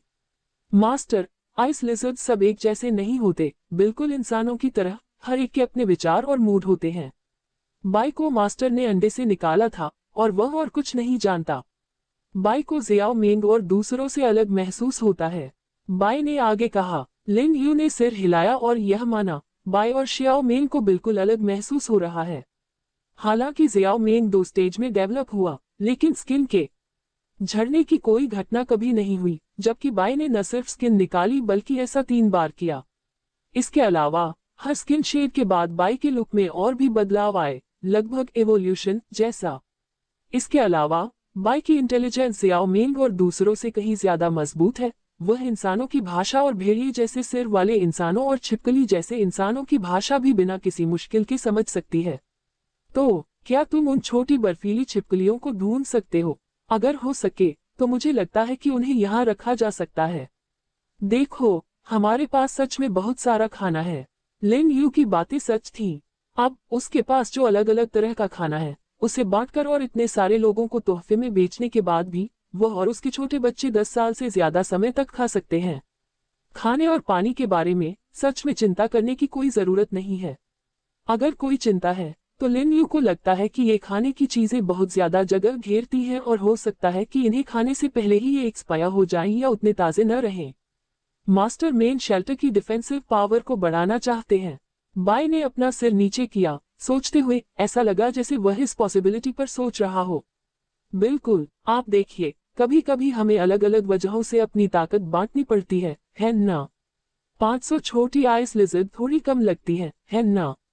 अगर हो सके तो मुझे 1000 या 2000 चाहिए। इससे चीजों को मैनेज करना बहुत आसान हो जाएगा, है ना? फिलहाल वुल्फ हेडेड मेन पर भरोसा नहीं किया जा सकता। इसकी तुलना में लिटिल आइस लिज़र्ड्स अलग अलग कामों के लिए ज्यादा सही हैं। वे भरोसेमंद, फ्लेक्सिबल और स्मार्ट हैं। समझ गया मास्टर, बाय ने सिर हिलाया। अगली बार मैं उन्हें अंडरग्राउंड खंडहरों को एक्सप्लोर करते समय दूसरी छोटी आइस लिज़र्ड्स को खोजने का निर्देश दूंगा। यह आइडियल होगा। लिन यू बाय के जवाब से संतुष्ट थी। अगर शेल्टर में किसी दिन 1000 या 2000 लिटिल आइस लिज़र्ड्स हो सके तो इससे कोई फर्क नहीं पड़ेगा कि फेई यू थोड़ी धीमी है या वुल्फ हेडेड मेन खासतौर पर बराबर नहीं है। लड़ने की काबिलियत के मामले में उनका कोई मुकाबला नहीं है। इंटेलिजेंस और काम करने के मामले में भी वे उतने ही काबिल हैं। इसके अलावा वे जानते हैं कि खुद को कैसे बचाना है और लड़ाई में अपनी शक्तियों को कैसे इस्तेमाल करना है। हमेशा शांति और सावधानी बनाए रखते हैं। अब तक एक भी लिटिल आइस लिज़र्ड नहीं मारी गई है और चोटें भी बहुत कम आई हैं, जो उनकी काबिलियत का सबूत है। यहाँ तक कि फेई यू और अन्य लोग भी ऐसे नतीजे की गारंटी नहीं दे सकते। मास्टर, अब आगे क्या करना है? क्या हमें प्लेटिनम ट्रेजर चेस्ट खोलना चाहिए? बाय उत्सुक था, जाने के लिए तैयार था। लिन यू ने सिर हिलाया। छोटी बर्फीली छिपकलियां सब चली गई थीं, इसलिए बाय को अब उन्हें खोलने देना ठीक था। जल्द ही चांदी जैसी रोशनी से चमकते हुए 2 संदूक बाहर लाए गए और बाय ने उत्साह से उनमें से एक को तुरंत खोल दिया। फिर उसने दूसरा वाला खोलना शुरू किया। लिन यू ने पास जाकर संदूकों से मिली चीजें इकट्ठा की। आपने हासिल किया है modifiable large RVX-1 large electric guard cannon design blueprint. वाह, क्या पहला चेस्ट पहले से ही इतना अच्छा था? लिन यू ने बाय की ओर देखा। बाय निकनेम पर बिल्कुल फिट बैठता है। उसकी किस्मत बहुत अच्छी लगती थी। शायद हमें दूसरी छोटी बर्फीली छिपकलियों का निकनेम लकी एम्परर या अच्छी किस्मत से जुड़ा कुछ रखना चाहिए। लिन यू ने दोनों को स्टोरेज स्पेस में रखा और अगले चेस्ट पर चली गई। आपने M163 self propelled anti aircraft gun X2 giant intelligent cooking device हासिल किया है। बहुत खूब, सच में एक एंटी एयर डिवाइन आर्टिफैक्ट सामने आया है। बाय की किस्मत सच में अजेय है। बहुत बढ़िया बाय, लिन यू ने छोटे बच्चे के कंधे पर थपथपाया। वह इस परफॉर्मेंस से बहुत खुश थी। वह किसी भी बुरी किस्मत को दूर करने के लिए जियाओ मेंग और दूसरों का नाम बदलने पर भी विचार कर रहे थे। बक्से खोलकर लिन यू ने समय देखा। अभी तो सिर्फ 7:30 बजे हैं।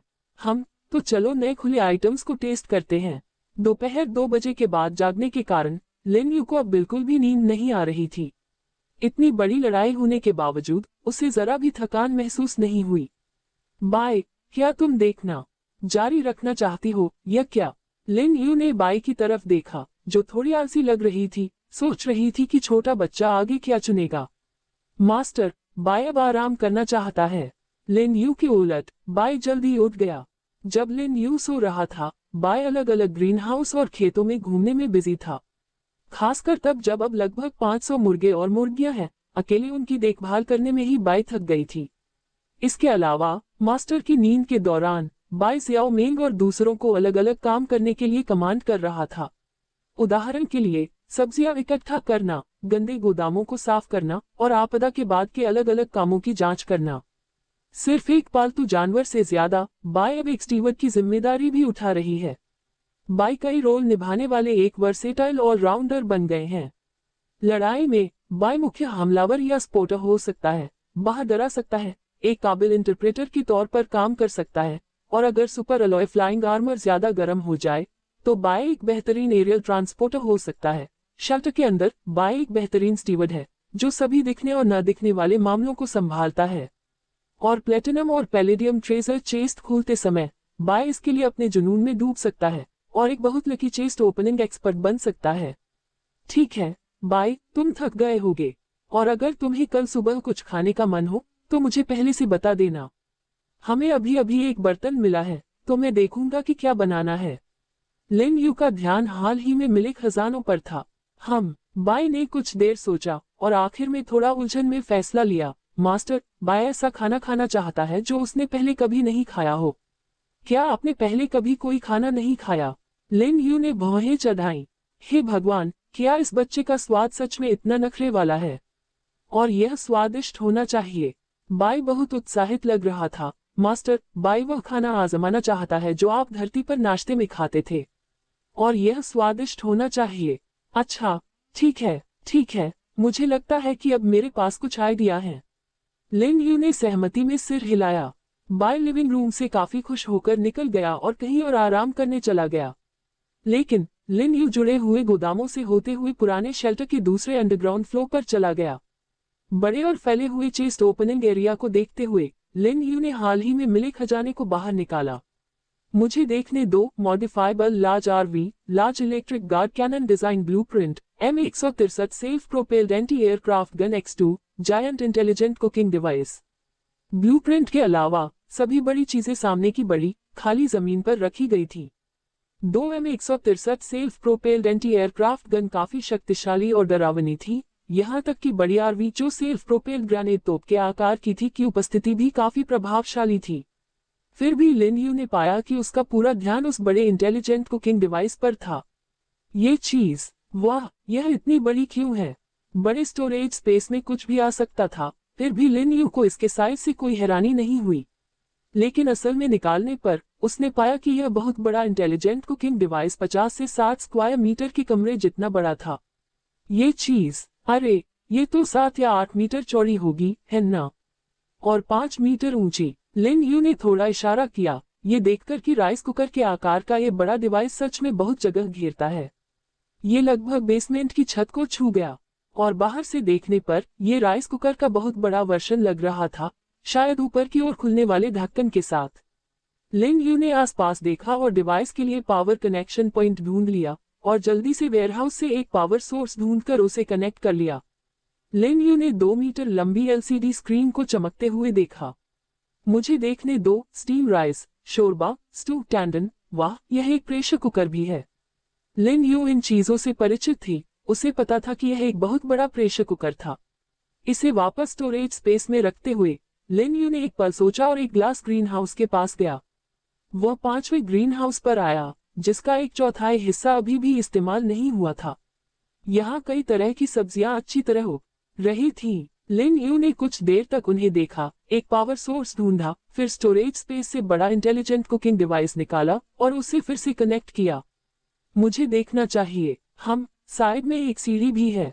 बुरा नहीं है। लिन यू तेजी से ऊपर चढ़ी और साइड में एक बटन दबाया, जिससे जल्द ही ढक्कन खुल गया। वाह, आप सच में प्रेशर कुकर को समझते हैं। लिन यू ने गोल कोट वाले अंदर के बर्तन और नीचे पानी के लेवल के निशान पर नजर डाली और हाँ में सिर हिलाया। वाह, ये साफ तौर पर एक बहुत बड़ा प्रेशर कुकर है, इसमें कोई शक नहीं। ऐसा लगा कि यह सही समय था जब जियाओ मिंग और दूसरों को मिले चावल को इस चीज से टेस्ट किया जाए, ताकि पता चल सके कि यह उतना ही आसान है जितना लग रहा था। लिन यू ने जल्दी से स्क्रीन पर काम किया और चावल पकाने का ऑप्शन चुना, खासकर लकड़ी से पका हुआ चावल। उसने चावल लिया, जो पहले स्टोरेज स्पेस के अंदर था, और उसे अंदर वाले बर्तन में रख दिया। इसके बाद उन्होंने इसे सही पानी के लेवल तक भर दिया। ढक्कन बंद हुआ और लिन यू ने पाया कि डिवाइस सच में चालू हो गया। लिन यू ने पाया कि उसके सामने रखा बड़ा इंटेलिजेंट कुकिंग डिवाइस उसकी कल्पना से अलग था। उस समय वह सोच रहा था कि इतनी अधिक मात्रा में चावल डालने और पानी डालने के बाद इसे कैसे हिलाया जाए। लिन यू अब चावल नहीं धो सकती थी। खजाने के डिब्बे से निकले चावल में कोई रेत या दूसरी बाहरी चीजें नहीं थी, इसलिए उसे धोने की कोई जरूरत नहीं थी। लेकिन अगर आप पकाने से पहले चावल नहीं भी धोते हैं, तो भी आपको उसे एक जैसा बनाना होगा, नहीं तो पके हुए चावल का स्वाद अच्छा नहीं लगेगा या वह अधपका भी रह सकता है। इस बहुत बड़े इंटेलिजेंट कुकिंग डिवाइस पर इतने सारे चावल के साथ अगर इसे एक जैसा बनाने के लिए थोड़ा भी न हिलाया जाए तो क्या होगा। लेकिन ढक्कन बंद करने और मशीन चालू करने के बाद इंटेलिजेंट कुकिंग डिवाइस ने तुरंत उनके शक दूर कर दिए। असल में इसने चावल और पानी को वॉशिंग मशीन की तरह अंदर ही अंदर अच्छी तरह से हिला दिया। तो यह क्या है? क्या ये चीज सच में एक बड़ी वॉशिंग मशीन है? लिन यू सच में बहुत हैरान थी। लेकिन गड़गड़ाहट की आवाज के बाद एलसीडी स्क्रीन से तुरंत बीप की आवाज आई, जिससे लिन यू को पता चला कि वह इसे ऑपरेट कर सकता है। लिन यू ने जल्दी से स्टार्ट बटन दबाया और उस बड़ी चीज ने एक साथ एक मैकेनिकल आवाज निकाली, जिससे पता चला कि वह काम करने की हालत में आ गई थी। लिन यू ने देखा कि डिस्प्ले स्क्रीन पर एक काउंटडाउन चल रहा था, जो बता रहा था कि चावल 1.5 घंटे में पक जाएगा। ईमानदारी से कहूं तो इसमें काफी समय लगा, लेकिन एफिशिएंसी बेशक बहुत ज्यादा थी। लिन यू ने याद किया कि जब वह खाना बनाते थे तो आग जलाने के लिए 7 या 8 स्टोव का इस्तेमाल करते थे और उन्हें हमेशा चावल के लिए समय का हिसाब लगाना पड़ता था। चावल परोसते समय वह सावधान रहते थे। और यह चीज, उसने बस इस पर नजर डाली, जब चावल पक जाएगा तो अंदर का कोट किया हुआ बर्तन अपने आप ऊपर उठ जाएगा और सीधे उसके बगल में जमीन तक फैल जाएगा, 45 डिग्री के एंगल पर झुका हुआ, जिससे वह चुन सकेगा कि उसे कैसे परोसना है। यह निश्चित रूप से पहले की तुलना में एक अपग्रेड है, और अभी यह समाप्त नहीं हुआ है। चावल और दलिया पकाने के अलावा ये चीज स्टू और उबाल भी सकती है। लिन यू को याद आया कि पृथ्वी के बर्तनों से केक भी बन सकते हैं और वह उन्हें बनाना भी जानता था। धरती पर टेक्नोलॉजी एडवांस्ड है और आपको जरूरी नहीं कि कुकबुक ही खरीदनी पड़े। आप बस ऑनलाइन सर्च कर सकते हैं और ज्यादातर रिजल्ट ज्यादा अलग नहीं होंगे। लिन यू ने हमेशा इस मामले में एक ही बार में अच्छी तरह समझकर सीख लिया था। लिन यू को तो ये भी लगा कि इस पर रिसर्च करने में खुद को पूरी तरह लगा देने से वह कई लोगों से बहुत आगे निकल गया। अगर हाथ में सामान की कमी न होती तो लिन यू सच में आज रात देर तक जागकर एक बड़ा केक बनाना चाहती थी। भविष्य में क्या मैं म्यूटेटेड मेमने या किसी और चीज का एक बड़ा बैच पूरा डाल सकता हूँ? बाई की इस चीज की खोज सच में बहुत प्रभावशाली थी। इससे इस मामले में उनकी पहले ही बहुत एनर्जी बच गई है। उम्मीद है कि बाई को बड़े रोस्टिंग इक्विपमेंट, बड़े ओवन, बड़े वोक, बड़े माइक्रोवेव मिल जाएंगे। ये सब बहुत काम के लगते हैं। लिन यू को तो ये भी लगा कि इस चीज से उसे जो खुशी मिली वह बाकी सबसे ज्यादा थी। लगता है कल सुबह मुझे बाई के लिए कुछ स्वादिष्ट बनाना होगा। मुझे लगता है कि बाई तब तक खाना बंद नहीं करेगा जब तक उसका पेट फटने वाला न हो जाए। लिन यू जाने के लिए मुड़ी और अंडरग्राउंड दूसरी मंजिल के अनबॉक्सिंग एरिया में वापस आ गई। हालांकि इस चीज ने तो उसका दिल पूरी तरह जीत लिया, लेकिन बाकी चीजों को नजरअंदाज तो नहीं किया जा सकता था, है ना? लिन यू मॉडिफाइबल बड़े आरवी के पास गई और उसके शेल को थपथपाया। उसे ये देखकर आश्चर्य हुआ कि स्टील की प्लेट बहुत मोटी थी। वाह, बुलेट प्रूफ आरवी तो कुछ खास है। लिन यू ने 4 मीटर चौड़ी, 15 मीटर लंबी और 4 मीटर ऊंची उस बड़ी आरवी के चारों ओर चक्कर लगाया। उसे लगा कि यह उस आरवी जैसी नहीं है जिसे वह जानता था। धरती पर मौजूद आरवीएस, क्या उनमें से कोई भी इतनी बड़ी नहीं है? ज्यादा से ज्यादा आधे साइज का, जो पहले से ही अच्छा माना जाता है, आमतौर पर मिलने वाले। लिन यू ने फिर से चक्कर लगाया। आखिरकार गाड़ी के सामने पहुंचकर शीशे को देखा तो पाया कि वह बुलेट प्रूफ शीशा था। कार का भारी दरवाजा खोलते हुए लिन यू ने पैसेंजर सीट को देखा। उसे लगा कि यह बिना किसी दिक्कत के बिस्तर बन सकती है। वह कार में अंदर गया और अंदर रखे अलग अलग अप्लायंसेस, साथ ही बहुत सारी फिक्स टेबल और कुर्सियों को देखा।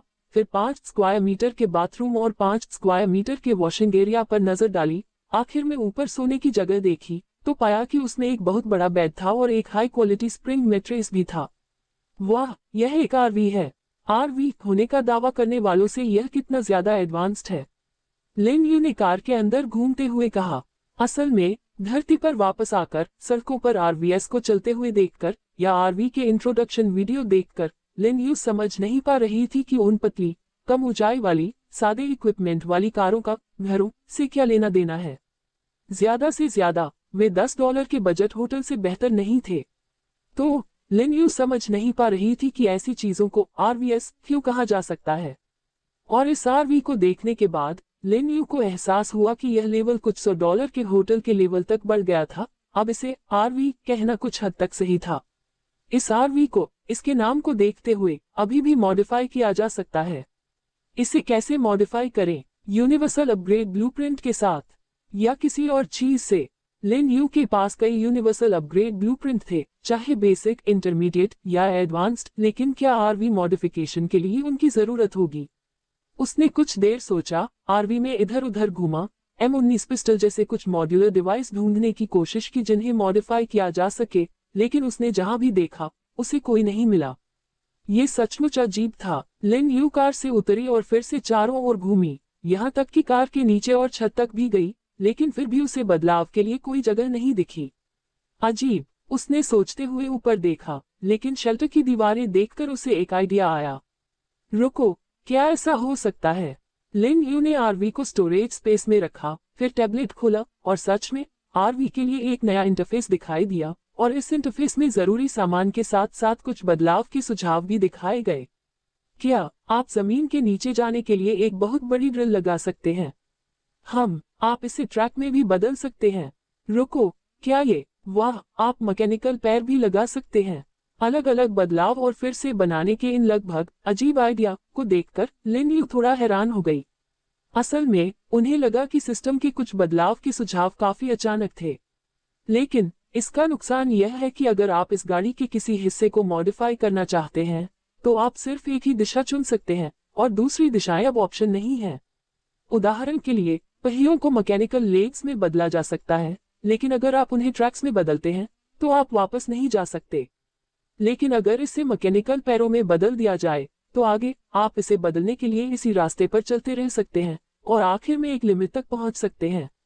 और पहियों को मैकेनिकल पैरों में बदलने का सुझाव देखने के बाद लिन यू को सच में एक अजीब आइडिया आया। क्या मैं इसे ट्रांसफॉर्मर जैसा कुछ बना सकता हूँ? लिन यू ने सोचा, और इस बड़े से डिवाइस को चलाने की परेशानी से बचने के लिए इसमें एक ऑटोमेटिक डिवाइस लगा दिया। क्या ऑटोमेटिक ड्राइविंग डिवाइस बढ़िया नहीं है? जहां तक बाद में बदलाव की बात है, तो कोई जल्दी नहीं है। इस आरवी के अलावा लिन यू उस मॉड्यूलर आर्मर्ड गाड़ी को भी मॉडिफाई करना चाहती है जो कुछ समय से धूल खा रही है।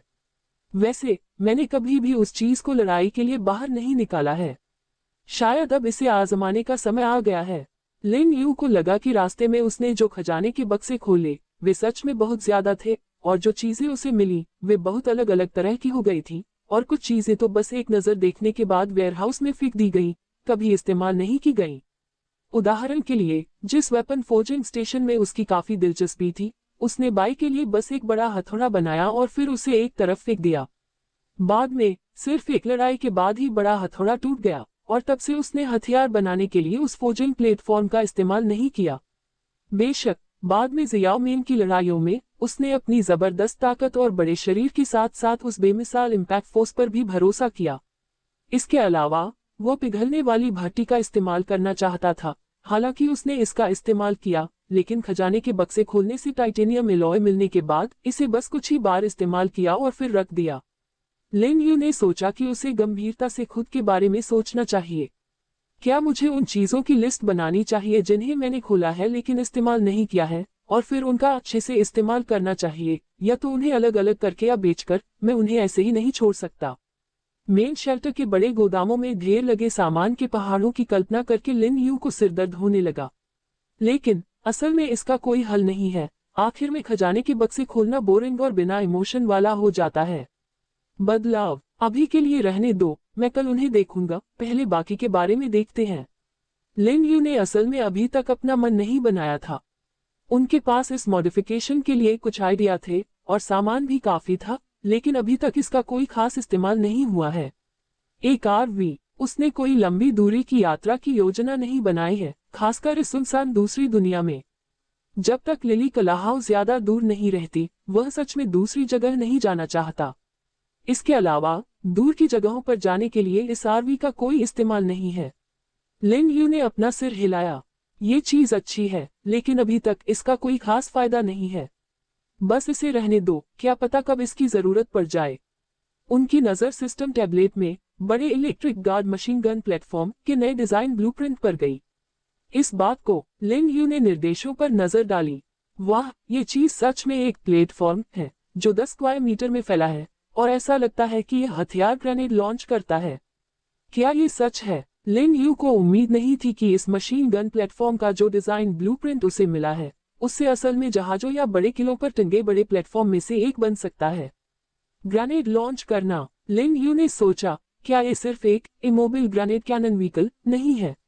लेकिन अगर इस चीज को शहर की दीवारों पर रखा जाए और लाखों लिजर्डमैन उसके शेल्टर की दीवारों को घेरे रहें और ये सब एक साथ फायरिंग करें, तो शायद वे लाखों लिजर्डमैन सिर्फ एक राउंड के लिए काफी नहीं होंगे, है ना?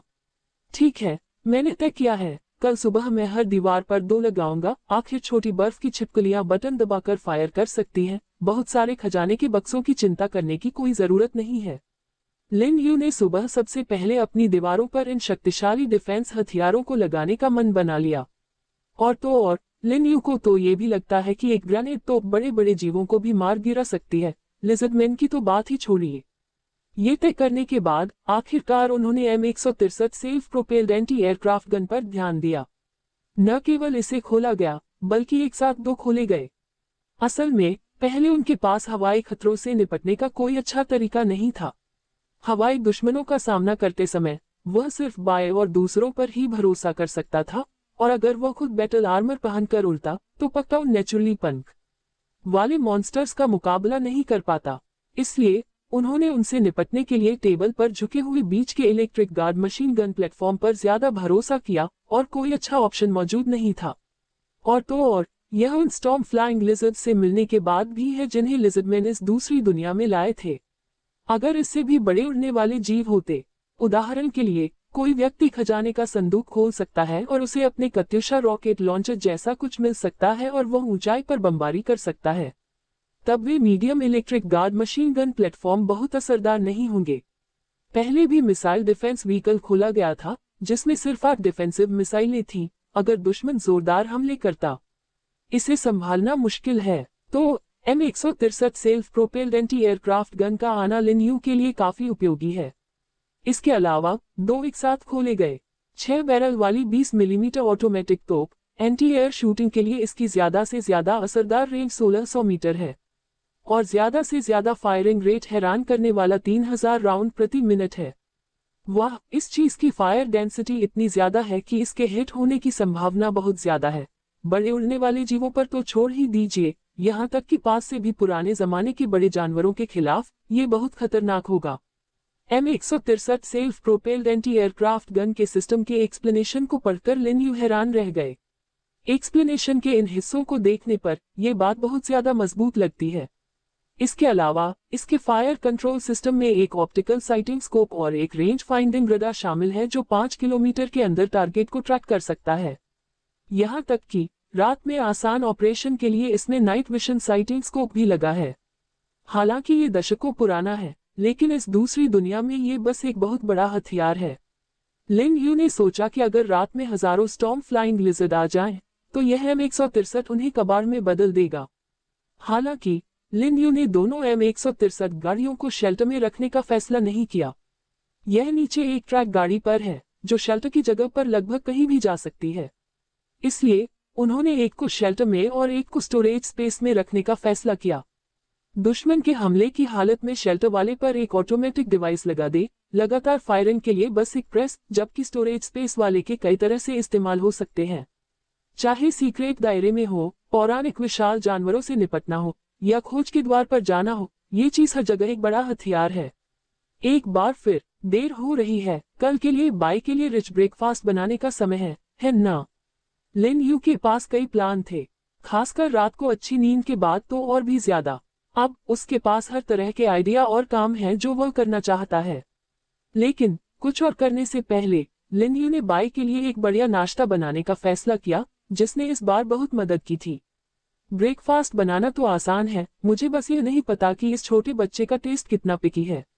लिन यू फ्रेश कोल्ड स्टोरेज में गया, अंदर की चीजों को ठीक किया और उसे कुछ ब्लाइंड हंटेड फिश फिलेट्स मिली, जिन्हें उसने कैन फूड प्रोडक्शन लाइन पर डाल दिया। फिर वह दूसरी लाइन पर गया जहां उसने कैन फूड प्रोडक्शन लाइन पर म्यूटेंट भेड़ के मीट का ढेर लगा दिया। डिब्बाबंद खाना कल सुबह तक बेचना होगा। वैसे वह रास्ते में कुछ और भी कर सकता है। शेर के सिर वाले भालू के मांस का एक बड़ा टुकड़ा निकालकर लिन यू ने कुछ प्याज भी उठाए और महल के शेल्टर के किचन में वापस आ गया। फिर उसने मांस और प्याज को बड़े कटिंग बोर्ड पर रख दिया। पहले स्टफिंग को काट लें, फिर अलग अलग मसालों से अच्छी तरह मिला लें। लिन यू के हाथ में चाकू इतनी तेजी से चला कि उस पर निशान पड़ गए और मीट जल्दी ही कीमे के ढेर में बदल गया। इसे बनाने के बाद उसने स्टफिंग डालने के लिए एक बड़ा कटोरा निकाला। इसके बाद उन्होंने उसी तरह प्याज को काटा, उन्हें स्टफिंग में मिलाया और सोया सॉस, तिल का तेल और 5 मसाले का पाउडर डालने के बाद उन्होंने स्टफिंग को मिलाना शुरू किया। फ्लेवर तेजी से टकराए और एक उछलता हुआ पेंटाटोनिक स्केल बना और खुशबू के नोट्स भी ज्यादा शानदार धुन बजाने लगे। मिशन पूरा हुआ। अगला कदम, लिन यू ने इस मॉडर्न किचन के एक कोने को देखा। वहां एक मशीन थी जिसका उसने कभी इस्तेमाल नहीं किया था, एक ऑटोमेटिक आटा मिक्सर। इसमें आटा और पानी मिलाने के बाद लिन यू ने थोड़ी देर इंतजार किया और एक बड़ी आटे की गेंद बनाई। फिर उन्होंने आटे को एक दूसरी ऑटोमेटिक कुकिंग मशीन में रखा, जिससे जल्दी ही डायमंड शेप की पेस्ट्री शीट बन गई। ठीक है, ये काफी है। लिन यू ने तुरंत चॉपस्टिक उठाए और काम करना शुरू कर दिया। नाश्ते की बात करें तो लिन यू की याद में उनका पसंदीदा नाश्ता वॉन्टन था। थोड़े सूखे झींगे, थोड़ी सी समुद्री शैवाल, एक चुटकी नमक, थोड़ा सा सोया सॉस और थोड़ा सा तिल का तेल। जब मीट वाले वॉन्टन पक जाएं, तो बर्तन से उबलता पानी बेस इंग्रेडिएंट्स पर डालें, फिर भाप से पकते वॉन्टन को बाउल में डाल दें। लिन यू को याद है कि यह डिश अनाथालय में उसका पसंदीदा नाश्ता था। हालांकि वॉन्टन सिर्फ वीकेंड पर ही मिलते थे।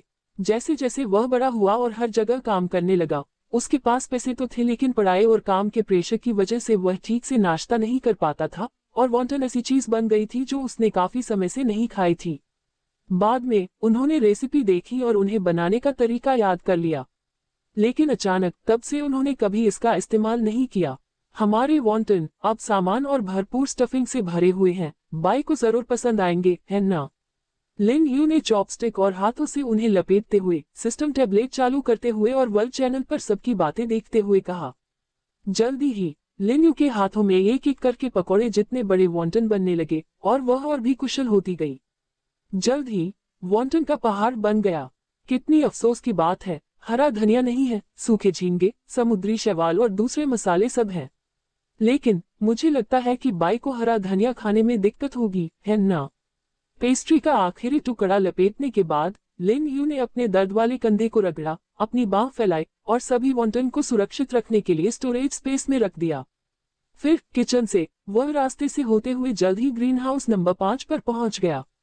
खाना तैयार था। लिन यू को उठती भाप और चावल की खास खुशबू लगातार अपनी नाक में आती हुई महसूस हो रही थी। लिन यू को एहसास हुआ कि कुछ छोटी बर्फ की छिपकलियां, जो अभी तक सोई नहीं थी, चावल की खुशबू से खींची चली आई और दौड़कर आई। जब उन्होंने लिन यू को आते देखा, तो वे तेजी से उसके पास दौड़ी, बड़े बर्तन की ओर इशारा करते हुए उछल कूद करने लगी। ठीक है, मैं तुम्हें थोड़ी देर में कुछ दूंगा। वैसे मुझे लगता है कि चावल गर्म खाना ज्यादा अच्छा होता है, तुम्हें नहीं लगता? लिन यू जानता था कि अगर वह भाप से भरे चावल को तुरंत बाहर निकाल देगा, तो छोटे बच्चे उसे ठंडा करने के लिए तुरंत आइस स्प्रे का इस्तेमाल करेंगे। लिन यू ने बर्तन का ढक्कन खोला और भाप का एक झोंका जल्द ही ग्रीन हाउस के ऊपर तक उठने लगा। चावल की खुशबू से छोटी बर्फीली छिपकलियों को चक्कर आ गया और वे और भी खुशी से उछलने लगी। लिन यू ने बटन दबाया और जल्द ही अंदर का लाइनर ऊपर उठा, एक तरफ खिसका और 45 डिग्री के एंगल पर झुक गया। जब चावल थोड़ा ठंडा हो गया, तो लिन यू ने उसे छूने के लिए हाथ बढ़ाया और जल्द ही चावल का एक बड़ा बर्तन स्टोरेज स्पेस में चला गया। फिर लिन यू ने दर्जनों उबले अंडे निकाले। इन्हें उसने पिछले दिनों खाली समय में उबाला था। अब उसे हर दिन 300 से 400 अंडे मिलते थे। इन अंडों में से लगभग आधे से चूजे नहीं निकल रहे थे, इसलिए लिन यू ने बिना किसी हिचकिचाहट के उन्हें पूरी तरह से सामग्री के रूप में इस्तेमाल किया। हालांकि जमा हुई रकम 600 से थोड़ी ज्यादा थी, लगभग 700, इसलिए लिन यू ने अभी तक उन्हें तुरंत बेचने के लिए बाजार में नहीं रखा था। लेकिन जल्द ही जैसे जैसे पोल्ट्री फार्म का साइज बढ़ता जाएगा, लिन यू का मानना है कि कुछ ही दिनों में कई लोगों को अंडे मिल जाएंगे। खासकर इंक्यूबेटर के लगातार चलने से नए चूजे लगातार पैदा होते रहते हैं और ये चूजे 3 दिन के अंदर अंडे देने वाली मुर्गियों में बदल जाते हैं। समय के साथ यह स्पीड तेजी से बढ़ेगी, इसलिए लिन यू ने भविष्य में नॉर्मल ऑपरेशन पक्का करने के लिए कल 2 और चिकन फार्म फिर से बनाने का भी फैसला किया। जहां तक उन मुर्गों की बात है, लिन यू का प्लान है कि उन्हें कल या परसों भेज दिया जाएगा और चिकन मीट जमा कर लिया जाएगा। वैसे तो मुझे चिकन खाए हुए बहुत समय हो गया है। बाद में कुन पाव चिकन क्यों नहीं बनाते? लिन यू ने ये सोचते हुए उबले अंडे लिटिल आइस लिजर्ड्स को दिए और उनसे कहा कि वे अंडे के छिलके अलग अलग छीलें, जबकि वह मिक्स अंडों के लिए सॉस तैयार कर रहा था। जल्द ही अंडों को एक बड़े बेसिन में रखा गया। लिन यू ने सॉस बनाया और फिर अंडों को कुचल दिया, उन्हें सॉस के साथ मिलाकर मिक्स अंडे बना लिए। फिर उसने चावल पर मिक्स अंडे डाले और सोच समझकर कुछ बेकन और सब्जियां भी डाली। इस शानदार दावत की लुभावनी खुशबू ने पहले ही छोटी बर्फीली छिपकलियों को मदहोश कर दिया था। लिन यू ने छोटे जीवों को पागलों की तरह अपना खाना खाते हुए देखा। ऐसा लगा कि उन्हें ये बहुत पसंद आया। लिन यू दर्जनों छोटी बर्फ की छिपकलियों को चावल के एक बड़े कटोरे को चट करते हुए देखकर खुश हो गई। हर किसी का पेट फटने वाला था। आखिर में वे जमीन पर गिर गई, उठ नहीं पा रही थी।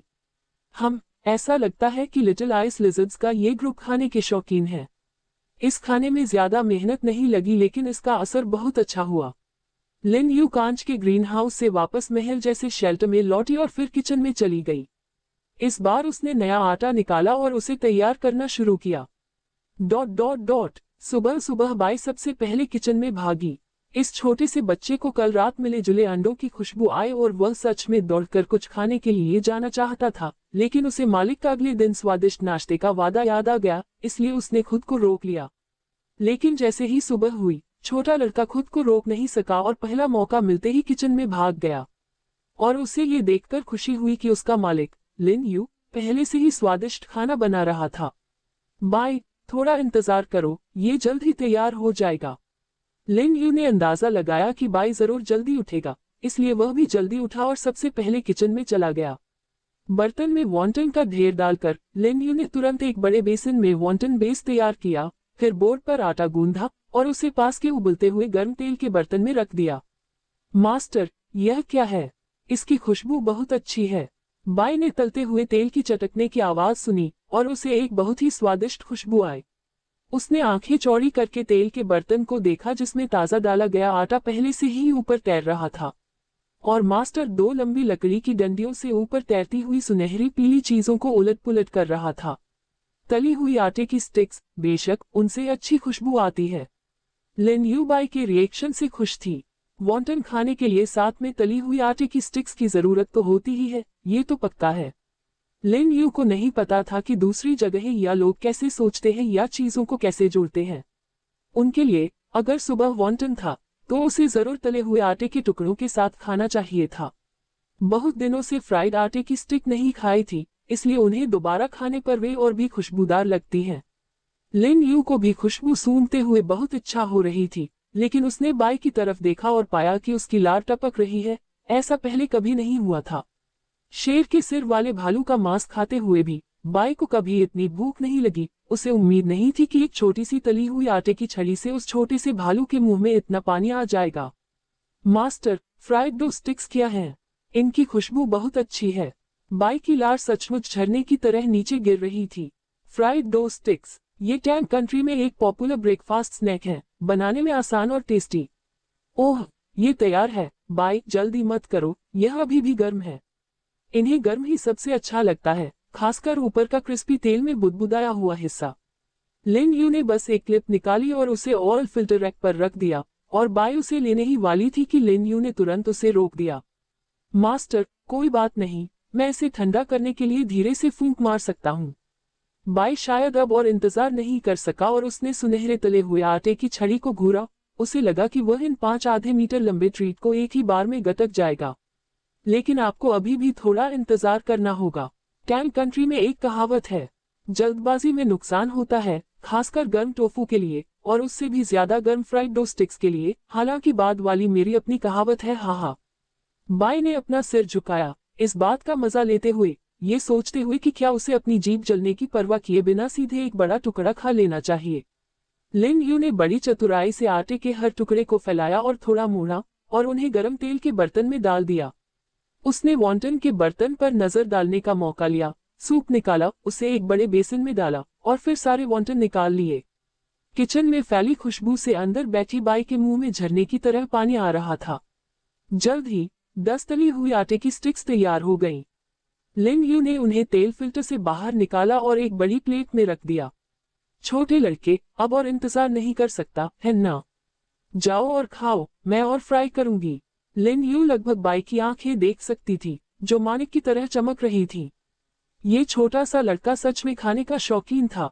मास्टर, ये वॉन्टन बहुत खुशबूदार हैं और तले हुए आटे की स्टिक्स बहुत स्वादिष्ट हैं। मास्टर, मुझे लगता है कि हम जल्द ही बाहर जाकर किसी पौराणिक विशालकाय जानवर को मार सकते हैं।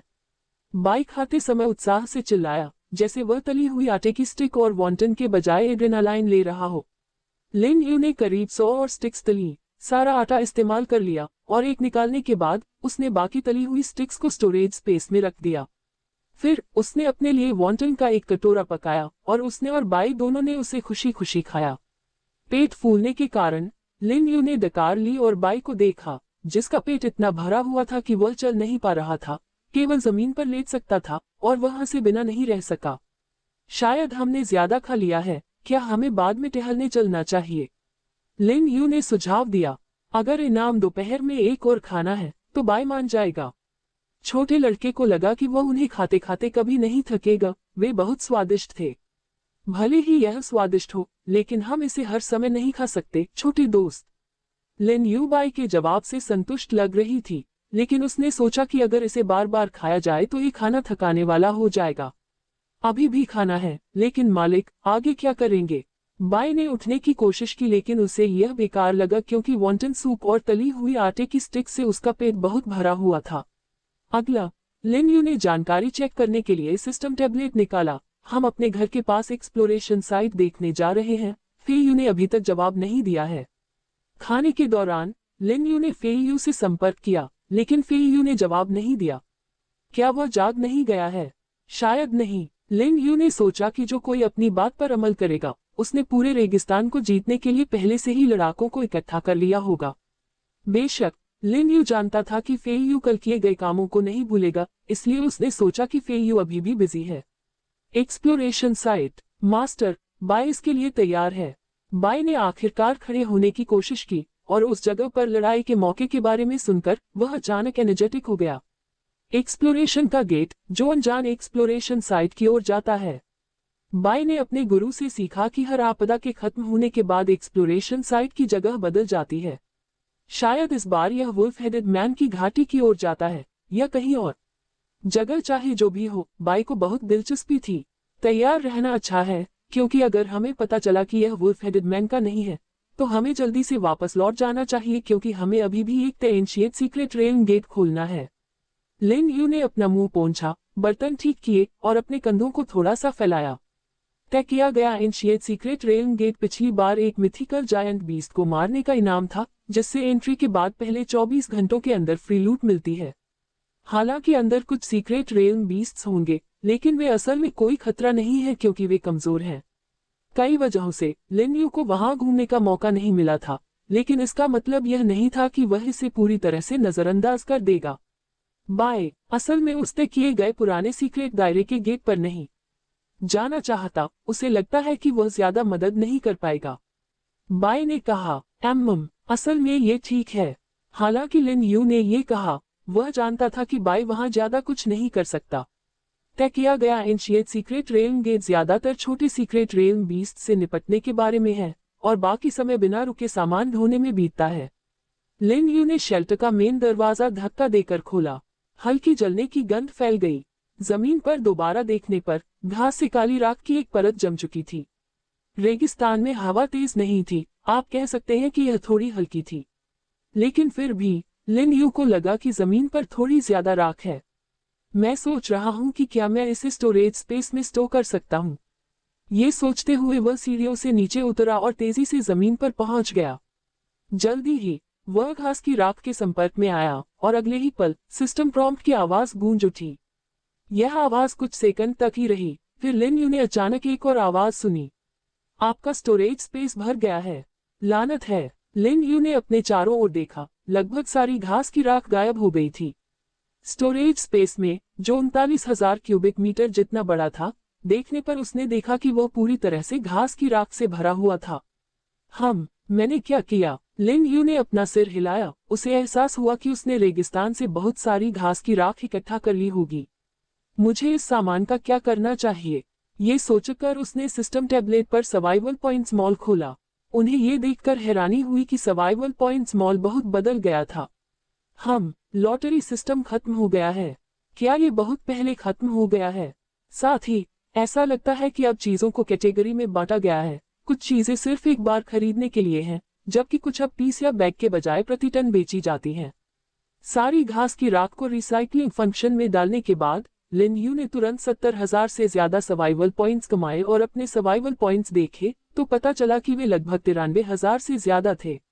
मैंने इतने सारे पॉइंट्स कमाने के लिए क्या किया? लगता है कि वे ज्यादा काम के नहीं हैं। लिन यू ने फिर से देखा, पाया कि कुछ बदलाव होने के बावजूद यह अभी भी लगभग वही सामान था। लेकिन एक चीज ऐसी थी जिसके लिए 10 लाख सर्वाइवल पॉइंट्स खर्च करने पड़ते थे, और इसी बात ने उनका ध्यान खींचा। यह असल में फुल मैप एरिया अनलॉक है। मास्टर, क्या हुआ? बाई कुछ देर से लिन यू के पास इंतजार कर रहा था, क्योंकि कुछ देर पहले ही मास्टर हैरान थे और उन्हें लगा कि लिन यू तुरंत ही खोज के उस गेट की ओर चली जाएगी। हम सिस्टम टैबलेट पर कुछ ऐसा है जिसे अनलॉक करने की जरूरत है, जो नया जोड़ा गया है। लिन यू ने सिस्टम टैबलेट निकाला और बाई को दे दिया। बाई ने उसे अपने हाथों में पकड़ लिया, समझ नहीं पा रही थी। मास्टर, बाई को समझ नहीं आ रहा कि इस पर क्या लिखा है। ओह ठीक है, आप लिखित भाषा नहीं समझते हैं, मैं भूल गया। लिन यू ने अपना सिर खुजलाया, उसे एहसास हुआ कि वह सच में इस बारे में भूल गया था। बाई भाषाओं में बहुत बड़ा जीनियस था, लेकिन किसी ने उसे लिखना नहीं सिखाया था, इसलिए इसमें कोई हैरानी की बात नहीं थी कि वह समझ नहीं पाता था। मास्टर, क्या आप बाई को बता सकते हैं कि इसमें क्या लिखा है? आसान शब्दों में कहें तो 10 लाख सर्वाइवल पॉइंट्स खर्च करने से दूसरी दुनिया का पूरा मैप अनलॉक हो जाता है, जिससे हम कहीं भी हो अपनी लोकेशन ढूंढ सकते हैं। लिन यू ने समझाया, क्या यह इतना कमाल का है?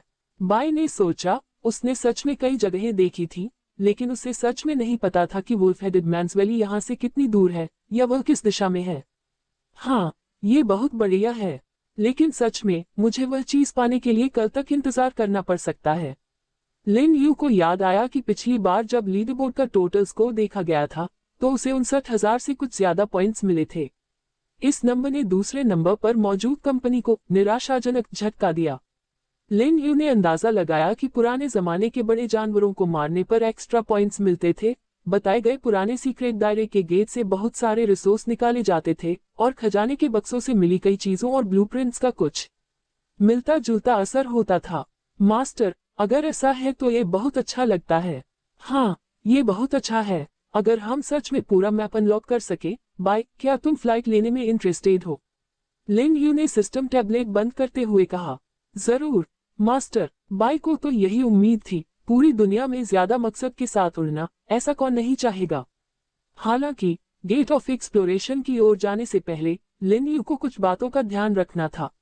वह ओरिजिनल फार्म के पास पहुंचे, 2 नए फार्म बनाए और फार्म नंबर 1 से कुछ चूजे भी ले गए और उन्हें 2 नए फार्म में बांट दिया। जहां तक कल रात मिले large electric guard machine gun platform की बात है, लिन यू उसे भी नहीं भूली थी। गोदाम से काफी सामान लेने के बाद उसने उनमें से 8 बनाए और उन्हें चारों दिशाओं में, हर दिशा में 2-2 करके लगा दिया। लिन यू ने इन सभी गार्ड मशीन गन प्लेटफॉर्म को ऑपरेट किया और उन्हें सिर्फ तभी फायर करने के लिए सेट किया जब दुश्मनों का एक बड़ा ग्रुप दिखाई दे या जब कोई बड़ा जीव दिखाई दे जिससे मन की शांति बनी रहे। स्टोरेज स्पेस में धूल जमा करने वाली मल्टीफंक्शनल आर्मर्ड गाड़ी को रखने के बाद वेयरहाउस में वापस आकर लिन यू को आखिरकार लगा कि उसने कल रात के अपने कुछ प्लान पूरे कर लिए हैं। स्टोरेज स्पेस चेक करने के बाद बाई के पास लौटकर लिन यू ने पास में खाने का ढेर छोड़ दिया। ये छोटे खूंखार जानवरों के लिए तैयार किए गए थे, एक बार जब वे जाग गए तो वे शायद इन्हें खा लेंगे। तो फिर ये तय हो गया, बाय, इस बार एक्सप्लोरेशन का गेट कहाँ है? लिन यू आगे बढ़ी, बाय के जवाब का इंतजार करते हुए। मास्टर, यहाँ आओ। बाय लिन यू को मेल्टिंग फनेस के पास एक तरफ ले गया, जहाँ एक्सप्लोरेशन का एक चौड़ा गेट था। एक्सप्लोरेशन का गेट पिछली बार से अलग था, इसका बाहरी फ्रेम असल में आग जैसा लाल था। लिन यू को लगा कि इस बार जहां वे जा रहे थे वहां उन भेड़िए जैसे सिर वाले आदमियों का सामना दोबारा नहीं होगा। बाय, विरोधी शायद अनजान दुश्मन हो और शायद हम सिर्फ लड़ ही सकते हैं। बाय समझती है। बाय को एक ऐसी गंध भी आ रही थी जो वुल्फ हेडेड मैन की नहीं थी और वह लड़ाई के लिए तैयार थी। लिन यू ने सुपर अलॉय फ्लाइंग आर्मर पहना, सभी हथियारों को चेक किया और इसी समय जियाओ मेंग, जियाओ ल्यूजी और दूसरों के साथ दिखाई दी। मास्टर, वे भी जाना चाहते हैं। जियाओ मेंग ने अपनी बड़ी मुट्ठियां हिलाई, गुगु गुगु की आवाजें निकालते हुए। ऐसा लग रहा था कि वह बहुत नाखुश है और जियाओ ल्यूजी और बाकी लोग भी वैसे ही थे। तुम सब भी जाना चाहते हो। लिन यू ने लगभग सभी छोटे जीवों को देखा, सिवाय उन जीवों के जो खास तौर पर ग्रीन हाउस और ब्रीडिंग फार्म जा रहे थे। असल में उन्हें हाल ही में लड़ाई के लिए साथ नहीं लाया गया था, बल्कि वे छोटे मोटे कामों पर ध्यान दे रहे थे। जियाओ मेंग और दूसरों ने कहा कि वे मालिक के लिए परेशानी खड़ी नहीं करेंगे और बिना भटके ठीक वैसा ही करेंगे जैसा कहा गया है। बाई ने अनुवाद करना जारी रखा। लिन यू ने सिर हिलाया। इसमें कोई नुकसान नहीं था। ज्यादा लिटिल आइस लिजर्ड्स लाने से उन्हें ज्यादा लड़ाई का अनुभव मिल सकता था। असल में लिन यू लिटिल आइस लिजर्ड्स में और ज्यादा इवोल्यूशन चाहता था, इस तरह वह ज्यादा स्ट्रैटेजिक अप्रोच रख सकता था। अभी बाई की कॉम्बैट पावर बेजोड़ थी। जियाओ मेंग दूसरे नंबर पर थी और black spot, green claw, Xiao Luji और रेड लाइन तीसरे टियर पर थे। बचे हुए लगभग 500 लिटिल आइस लिजर्ड्स में से उनकी लड़ने की ताकत बहुत अलग अलग थी और लगभग 100 ग्रीन हाउस और चिकन फार्म के इंचार्ज थे, जिनमें से ज्यादातर लड़ाई में हिस्सा नहीं लेते थे। 400 लिटिल आइस लिजर्ड्स में से अगर कुछ या एक दर्जन ब्लैक स्पॉट और दूसरों की तरह इवॉल्व हो जाएं, तो इससे उन्हें भविष्य के प्लान्स में ज्यादा फ्लेक्सिबिलिटी मिलेगी। ठीक है जियाओ मेंग, तुम ब्लैक स्पॉट और ग्रीन क्लॉ को लीड करोगी, साथ में 200 लिटिल आइस लिजर्ड्स भी हमारे साथ आएंगी। जियाओ ल्यूजी और रेड लाइन शेल्टर की रखवाली करेंगे और कल तुम जियाओ ल्यूजी और दूसरों के साथ अदला बदली करके वहां जा सकती हो, क्या ये ठीक है? जियाओ मेंग और दूसरों को कोई आपत्ति नहीं थी और वे लिन यू के फैसले से पूरी तरह सहमत थे। अच्छा, तो बात पक्की हो गई।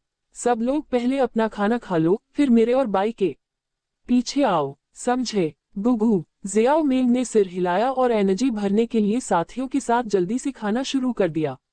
बाई ने इस समय शेल्टर के ऊपर एक चक्कर लगाया, आसपास का पता लगाया और फिर गेट ऑफ एक्सप्लोरेशन पर आ गया। इस बीच बाई के बाद के गाइडेंस में लिन यू ने अंडरग्राउंड खंडहर प्राचीन गेट और खास अंडरग्राउंड खंडहर प्राचीन गेट, प्राचीन सीक्रेट रेल गेट और खास खंडहर प्राचीन गेट को मोटी लोहे की ब्लॉक दीवारों से सील कर दिया। ऐसा इसलिए किया गया ताकि जब वह दूर हो तो दुश्मन इन रास्तों का इस्तेमाल करके शेल्टर के सेंटर तक न पहुंच सके, जिससे एक पैसिव सिचुएशन बन जाए। इन दरवाजों के बारे में बात करते हुए सिस्टम ने कहा कि ये सर्वाइवर्स के लिए एक्सप्लोर करने और इकट्ठा करने के लिए हैं। लेकिन ध्यान से सोचने पर ये दरवाजे लिजर्डमैन के खतरे के लिए आसान हमले के रास्ते बन गए, खासकर इंतजार। लिन यू को अचानक कुछ याद आया। जब जिया युनझान और उनके साथियों ने फेयू रिफ्यूजी विलेज पर हमला किया, तो वे कहां से आए थे? पहले लगा था कि वे शायद जमीन के नीचे से आए होंगे, लेकिन अब ऐसा लगता नहीं। ऐसा कैसे हो सकता है? भले ही जिया युनझान का रिफ्यूजी विलेज डेजर्ट जोन में था, फिर भी यह फेयू रिफ्यूजी विलेज से बहुत दूर था। ताकेदा नोबुशिगे के रेफ्यूज गांव जैसी जगहें और भी रहस्यमय थीं। अगर अंडरग्राउंड से, तो ये प्रैक्टिकली नामुमकिन है। लेकिन अगर वे प्राचीन गुप्त क्षेत्र गेट या भूमिगत खंडहर पत्थर गेट से आए थे, इससे यह बात साफ हो सकती है। फिर भी वे फेयू रिफ्यूजी विलेज के पुराने सीक्रेट रेल गेट या अंडरग्राउंड खंडहर स्टोन गेट तक का रास्ता सही कैसे ढूंढ सकते हैं? सारे काम खत्म करने के बाद लिन यू और बाय एक्सप्लोरेशन गेट पर लौट आए, जबकि शियाओ मेंग और बाकी लोग कुछ देर से इंतजार कर रहे थे। याद रखना, चाहे कुछ भी हो जाए, अकेले काम मत करना। हमें नहीं पता कि अंदर क्या खतरे हैं, समझे? लिन यू ने एक्सप्लोरेशन का गेट खोलने से पहले जियाओ मेंग और दूसरों को एक आखिरी निर्देश दिया। अचानक गर्मी का एक झोंका आया। लिन यू ने अपनी भौं उठाई। तुम्हें पता है, शेल्टर का टेम्परेचर अभी तक नहीं बढ़ा था। पिछली आपदा के बाद से रेगिस्तान में तापमान 5 से 6 डिग्री के आसपास रहा है।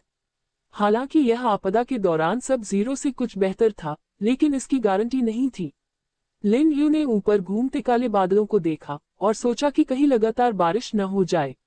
हालांकि गेट ऑफ एक्सप्लोरेशन के अंदर ऐसा नहीं लगा। उसने देखा तो पाया कि अंदर का हिस्सा पूरी तरह से पत्थरों से ढका हुआ था और पेड़ों या घास का कोई निशान नहीं था।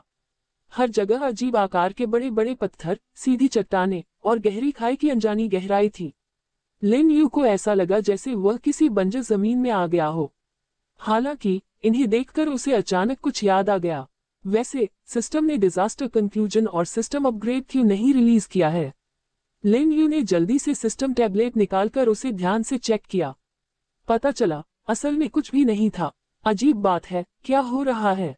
कोई डिजास्टर अलर्ट नहीं, कोई नतीजा या सिस्टम अपग्रेड क्यों नहीं? क्या सिस्टम खराब है? लिन यू को बहुत उत्सुकता हुई और उसने वर्ल्ड चेक चैनल खोला, तो पाया कि सभी लोग एक ही टॉपिक पर चर्चा कर रहे थे। इस बार सभी ने सिस्टम की गड़बड़ी को बहुत गलत समझा। लॉजिकली ये बिल्कुल ऐसा नहीं होना चाहिए। असल में क्या हुआ? खैर, अभी के लिए गेट ऑफ एक्सप्लोरेशन पर ध्यान देते हैं, आखिर में सिस्टम से एक्सप्लेनेशन मिलेगा। लिन यू ने सिस्टम टैबलेट को एक तरफ रख दिया, बाय और दूसरों को हाथ हिलाया और एक्सप्लोरेशन के गेट में चली गई। जल्द ही बाय, शियाओमिंग और ब्लैक डॉट और ग्रीन क्लॉ के नेतृत्व में आइस लिजर्ड कॉर्प्स ने शानदार तरीके से एक्सप्लोरेशन के इस गेट में एंट्री की। मैं कंफर्म कर सकता हूँ, यहाँ कोई वुल्फ हेडेड मैन नहीं होगा, बाय। लिन यू ने चारों ओर देखा, उसे लगा जैसे वे इस बार किसी नई जगह पर आ गए हैं। मास्टर, वुल्फ हेडेड मैन की कोई गंध नहीं है, लेकिन यहाँ बहुत सारे दुश्मन हैं। उन्हें खत्म करना चाहते हैं। बाय ने भी इलाके का जायजा लिया और उसकी सूंघने की तेज शक्ति ने लिन यू को और जानकारी दी। क्या जियाओ मेन को एक्टिंग करने की जरूरत है? लिन यू ने देखा कि बाय ज्यादा टेंशन में नहीं था, इसलिए उसने खुद एक्टिंग करने का प्लान नहीं बनाया। काफी संख्या में हैं, लेकिन छोटी बर्फ की छिपकलियां काफी हैं। बाय ने जवाब में सिर हिलाया। तो फिर छोटी बर्फीली छिपकलियों को बाहर निकलने दो, जितना हो सके उतने दुश्मनों को खत्म करने की कोशिश करो। लिन यू ने पूरे भरोसे के साथ बाय को कमांड करने दिया, जबकि उसने सीधे सुपर अलॉय फ्लाइंग आर्मर को एक्टिवेट किया और हवा में ऊपर उठ गया। हर जगह से आ रही दहाड़ें लिन यू को साफ सुनाई दे रही थी। हवा में रहते हुए उन्होंने गोबी रेगिस्तान के बड़े हिस्से को खोजा। क्षितिज पर अंतहीन चट्टानें और घाटियां थीं। ये जगह किसी सुनसान जगह जैसी लग रही थी। उसने आसमान की ओर और चारों ओर देखा। यहाँ सूरज की रोशनी तेज थी और जहां तक नजर जाती थी, बादल नहीं थे। तापमान लगभग 30 डिग्री से ज्यादा था, जो गर्मियों जैसा लग रहा था। ऐसा लगता था कि इस जगह पर दूसरी दुनिया से आए आपदा का कोई असर नहीं हुआ, जहां इंसान रहते थे और जो कभी नहीं बदलते थे। लेकिन जब लिन यू घूम रहा था, तो उसे हैरानी हुई कि चट्टानों के बीच बहुत ज्यादा खाड़ियां और नदियां थीं, और इन पानी से कटी हुई नालियों में काफी घने हरे पौधे थे। वह एक के पास गया और देखा कि उसकी एक छोटी आइस लिजर्ड एक बदले हुए उड़ने वाले कीड़े से लड़ रही है, जो ड्रैगनफ्लाई जैसा दिखता था, लेकिन उसके पंजे तेज थे। लेकिन वह म्यूटेटेड उड़ने वाला कीड़ा ज्यादा ताकतवर नहीं था, और लिटिल आइस लिजर्ड ने उसे आसानी से काट दिया और अगली जगह पर जाकर 2 म्यूटेटेड उड़ने वाले कीड़ों का सामना किया। लिन यू ने यह भी देखा कि खाड़ियों और नदियों में और भी म्यूटेटेड पानी के जीव थे। यहाँ बहुत अजीब लग रहा है। बाहर से बंजर दिखने के बावजूद जीवन काफी खुशहाल लग रहा था। क्या यहाँ कोई इंसान जैसा जीव हो सकता है? जैसे ही लिन यू ये सोच रहा था, बाय और ग्रीन क्लॉ आसमान में उड़ गए। मास्टर, उस दिशा में इंसान जैसे जीव दिख रहे हैं, वह लाल चीज जो वहां है। लाल चीज? लिन यू ने बाय के इशारे पर चलते हुए देखा कि एक बड़ा लाल जीव हथियार पकड़े हुए उन पर हमला करने की तैयारी कर रहा है। इंसान जैसे जीवों का दिखना हमेशा इंसानी सोच की सीमाओं को पार करता हुआ लगता है। स्नाइपर राइफल से 100 मीटर दूर लाल रंग के इंसान जैसे जीव को मार गिराने के बाद, जो उन पर क्रॉसबो जैसी किसी चीज से हमला करने की योजना बना रहा था, लिन यू सृष्टि के अजूबों पर हैरान हुए बिना नहीं रह सका। 4 आंखें, कोन जैसे सिर पर 3 नुकीले सींग। ये चीज सच में डरावनी है। लिन यू ने गिरे हुए दुश्मन की लाल स्किन को देखते हुए अपना सिर हिलाया और फिर बाय की ओर मुड़ा। तुम्हें क्या लगता है? मास्टर, बाय ने पहले कभी 4 पैरों वाला इंसान जैसा जीव नहीं देखा। इसके अलावा उनकी लंबी पतली पूंछ होती है, कुछ लिटिल आइस लिजर्ड जैसी। बाय भी काफी हैरान था। इसके अनुसार तथाकथित ह्यूमनॉइड जीव आमतौर पर इंसानों जैसे होने चाहिए, लेकिन उनके सामने ये जीव कई मायनों में बहुत अलग लग रहा था। हालांकि इस इंसान जैसे जीव के सिर पर 3 सींगों ने उसका ध्यान खींचा। क्या तुम्हें भी ये 3 सींग अजीब लग रहे हैं? लिन यू नीचे बैठ गया। उसने सिर के सामने एक सींग और दोनों तरफ एक सींग को देखा, लेकिन वे बहुत मुड़े हुए और गोल थे, घोंघे के ढीले खोल जैसे लग रहे थे, और वह बाय की ओर मुड़ा। मास्टर, बाय को इन सींगों का मकसद समझ नहीं आ रहा है। ठीक वैसे ही जैसे बाय के अपने सिर पर सींग हैं, इनका कोई खास इस्तेमाल नहीं है। बाय ने अपने बड़े पंजे से अपने सिर पर बने जुड़वा सींगों की ओर इशारा किया। लिन यू ने बाय के सिर पर 2 सींगों की ओर देखा और सिर हिलाया। असल में इन चीजों का कोई खास मकसद नहीं लगता।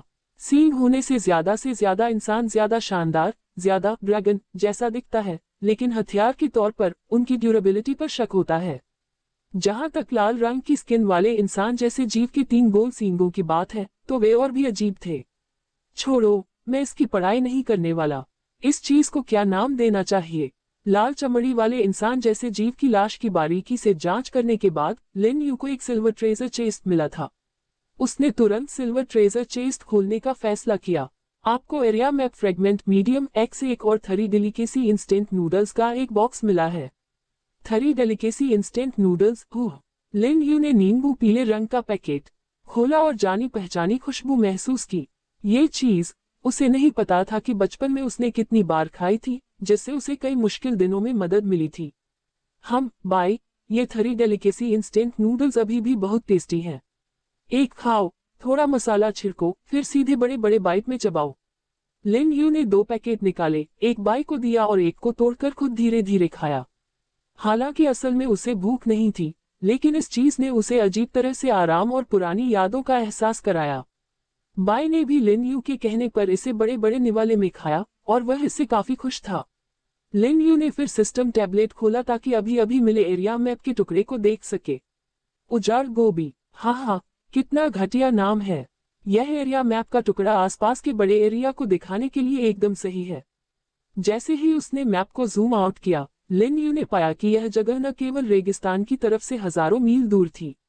मास्टर, आसपास अभी भी इस तरह के इंसान जैसे जीव की खुशबू आ रही है और उनमें से काफी सारे हैं। क्या हमें उन्हें बाहर निकाल देना चाहिए? बाई ने चारों ओर देखा। हालांकि लिटिल वाइल्ड और दूसरों की लड़ाई की आवाजें जारी थीं, लेकिन इन इंसान जैसे जीवों की खुशबू कम नहीं हुई थी। इसके अलावा लिटिल वाइल्ड और दूसरों ने इनमें से ज्यादातर इंसान जैसे जीवों को नहीं मारा था। उन्होंने जो भी मारे थे उनमें से ज्यादातर अलग अलग म्यूटेटेड जीव थे। कुछ को जिंदा पकड़ लो। मुझे लगता है कि तुम्हें ट्रांसलेटर का काम करने देना बेहतर होगा। हालांकि मैप खोलना वाकई जरूरी है, लेकिन खुफिया जानकारी इकट्ठा करना और भी जरूरी है। इसके अलावा वह इस जगह पर ज्यादा देर तक नहीं रुकना चाहता था। एक्सप्लोरेशन का गेट वुल्फ हेडेड मैन की बस्तियों तक नहीं जाता था, इसलिए उसे इन हिस्सों में कोई खास दिलचस्पी नहीं थी। समझ गया मास्टर। बाई अचानक हवा में उड़ गया और तेजी से एक दिशा में नीचे झपटा। लिन यू अपनी जगह पर खड़ी रही और चेक पैनल को देखती रही। फेई यू ने अभी जवाब दिया, सॉरी, मैं उस समय एक लड़ाई में था और मुझे जवाब देने का मौका नहीं मिला। लिन यू, तुम्हें क्या लगता है कि आज सुबह से मैंने कितने रिफ्यूजी विलेज पर कब्जा कर लिया है? फेई यू ने तुरंत शेखी बघारना शुरू कर दिया, जैसे उसे डर हो कि कहीं दूसरों को पता न चल जाए।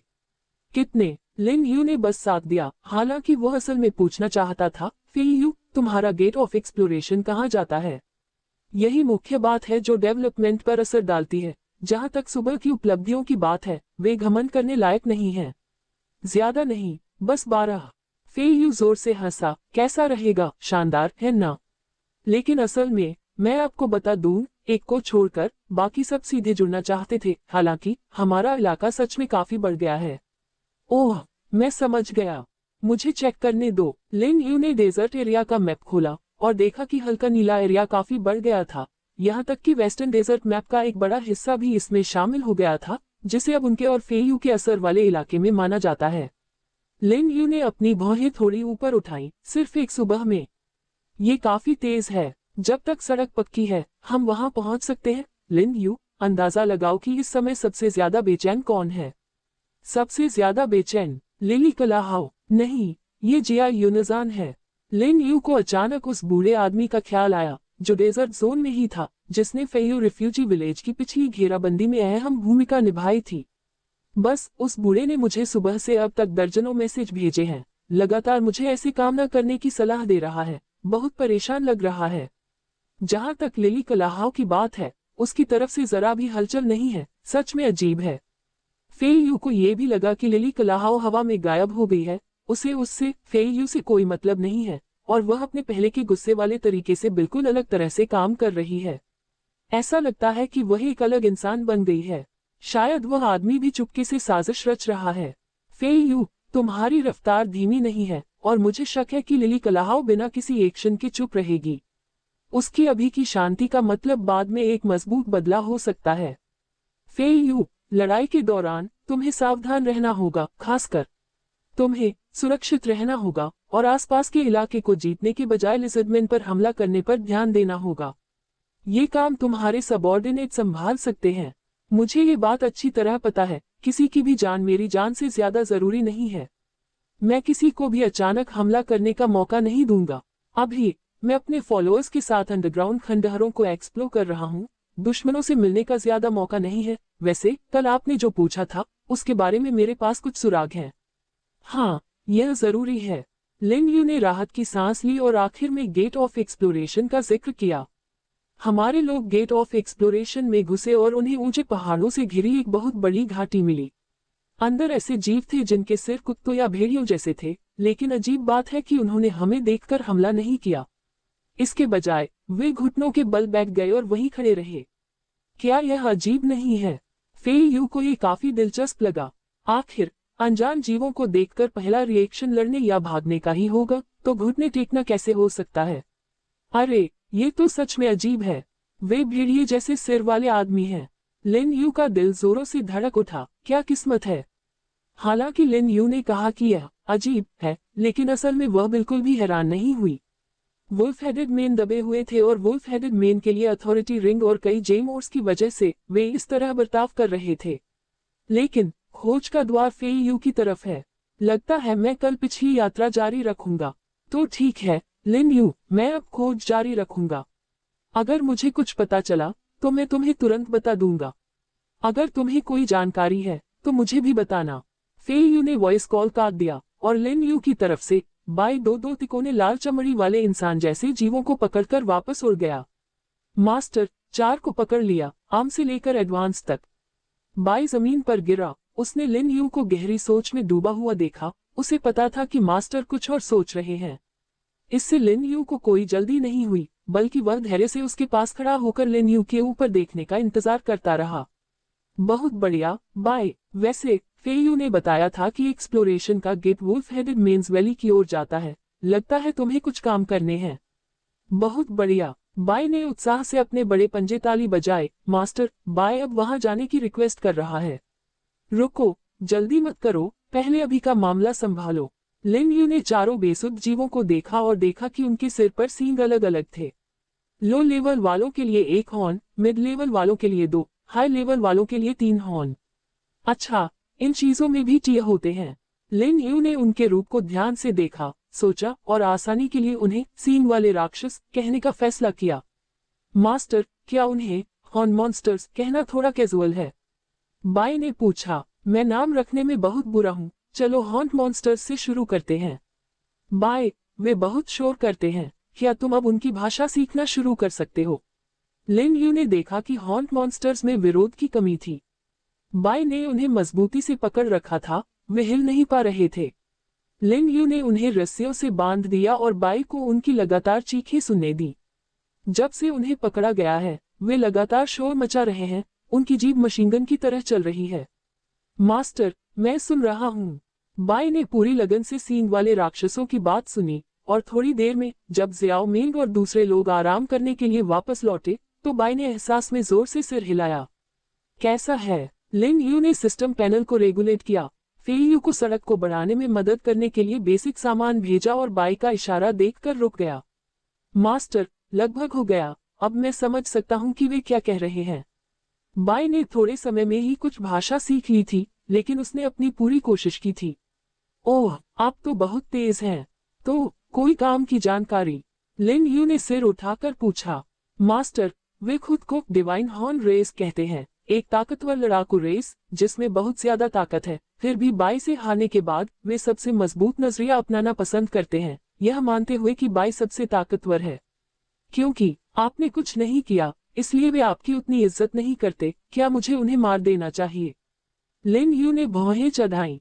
हे भगवान, उनमें मेरी इज्जत नहीं है, है?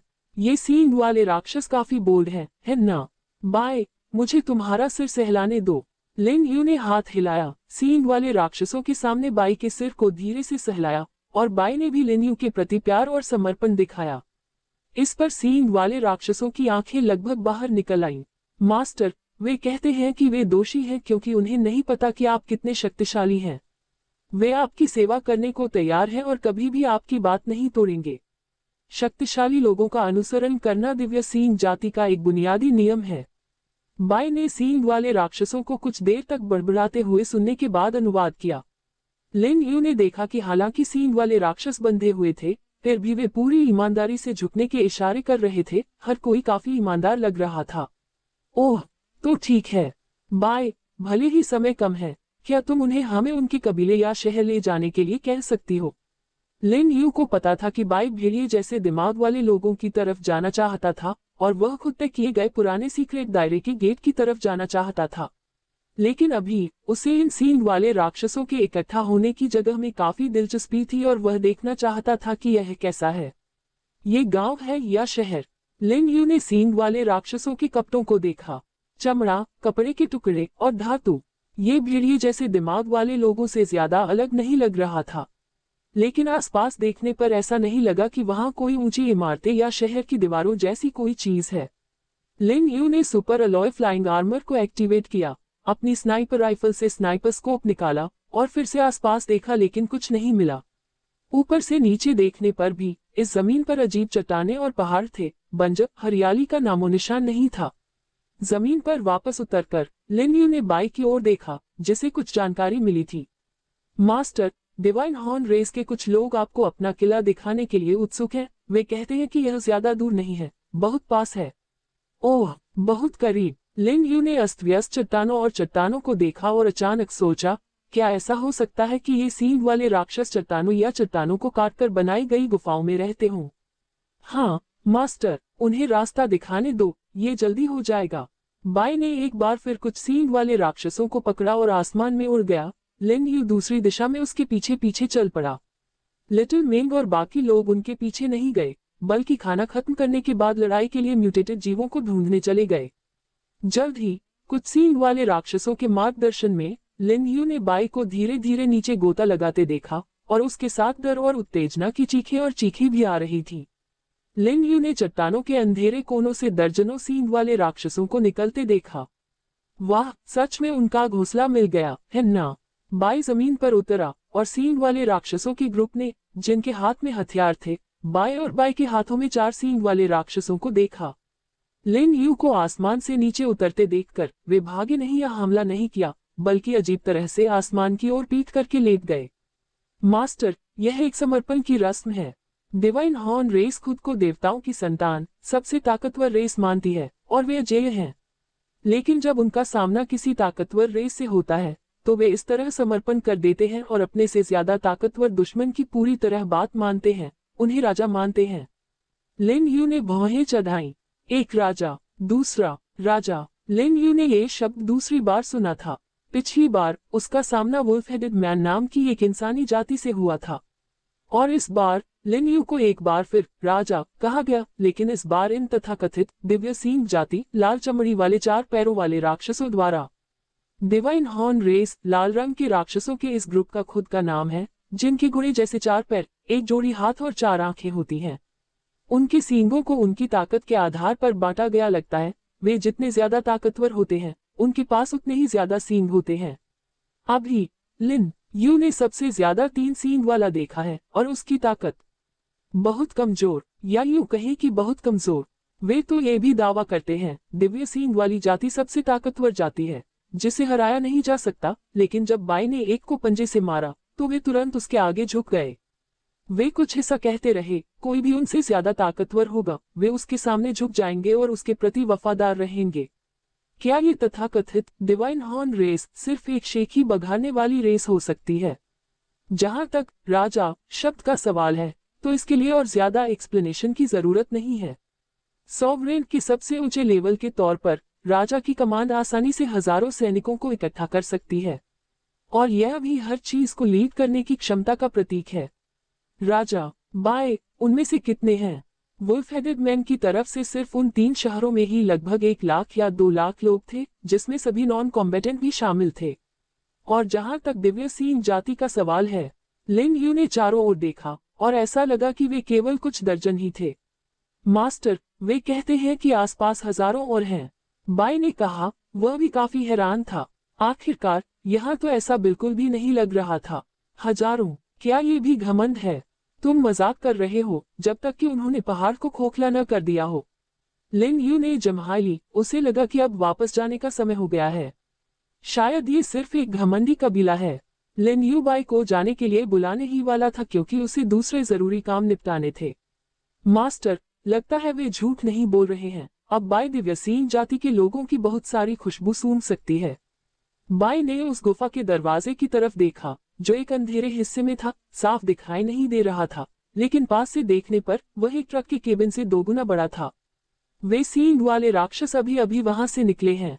इस समय लिन यू ने उस दिशा में देखा और पाया कि अंदर से एक के बाद एक सींग वाले राक्षसों की आवाजें आ रही थीं। बाय, वहां एक 3 सींग वाला भेजो, उसके लीडर से कहो कि अगर वे सरेंडर करना चाहते हैं तो उन्हें जल्दी करना चाहिए, क्योंकि उन्होंने उसे राजा कहा, तो जो कुछ भी होना चाहिए वो जरूर वहां होना चाहिए, है ना? हालांकि बाई हैरान रह गई। उसने उस 3 सींग वाले आदमी की तरफ देखा, एक पल सोचा और अपना सिर हिलाया। मास्टर, इसमें लिखा है कि यह असल में यहाँ का लीडर है, वही मास्टर जिससे आपने अभी पहले डील किया था। लिन यू अविश्वास में लगभग जमीन पर गिर पड़ी। अरे यार, जिसे मैंने अभी मारा वह असल में एक लीडर था। ये 3 सींग वाला जिसे बाई ने आसानी से पकड़ लिया, वह भी एक लीडर है। ये लाल चमड़ी वाले सींग वाले राक्षस असल में कितने कमजोर हैं। लिजर्डमैन का लीडर भी कम से कम एक गोल्डन ट्रेजर चेस्ट था, और इन लाल चमड़ी वाले सींग वाले मॉन्स्टर्स का लीडर सिर्फ एक सिल्वर ट्रेजर चेस्ट है। अब 3 सींग वाला बाई से बड़बड़ा रहा है, और बाई कभी कभी सिर हिलाता है, ऐसी भाषा का इस्तेमाल करता है जिसे लिन यू भी 3 सींग वाले से बात करने के लिए नहीं समझ सकता।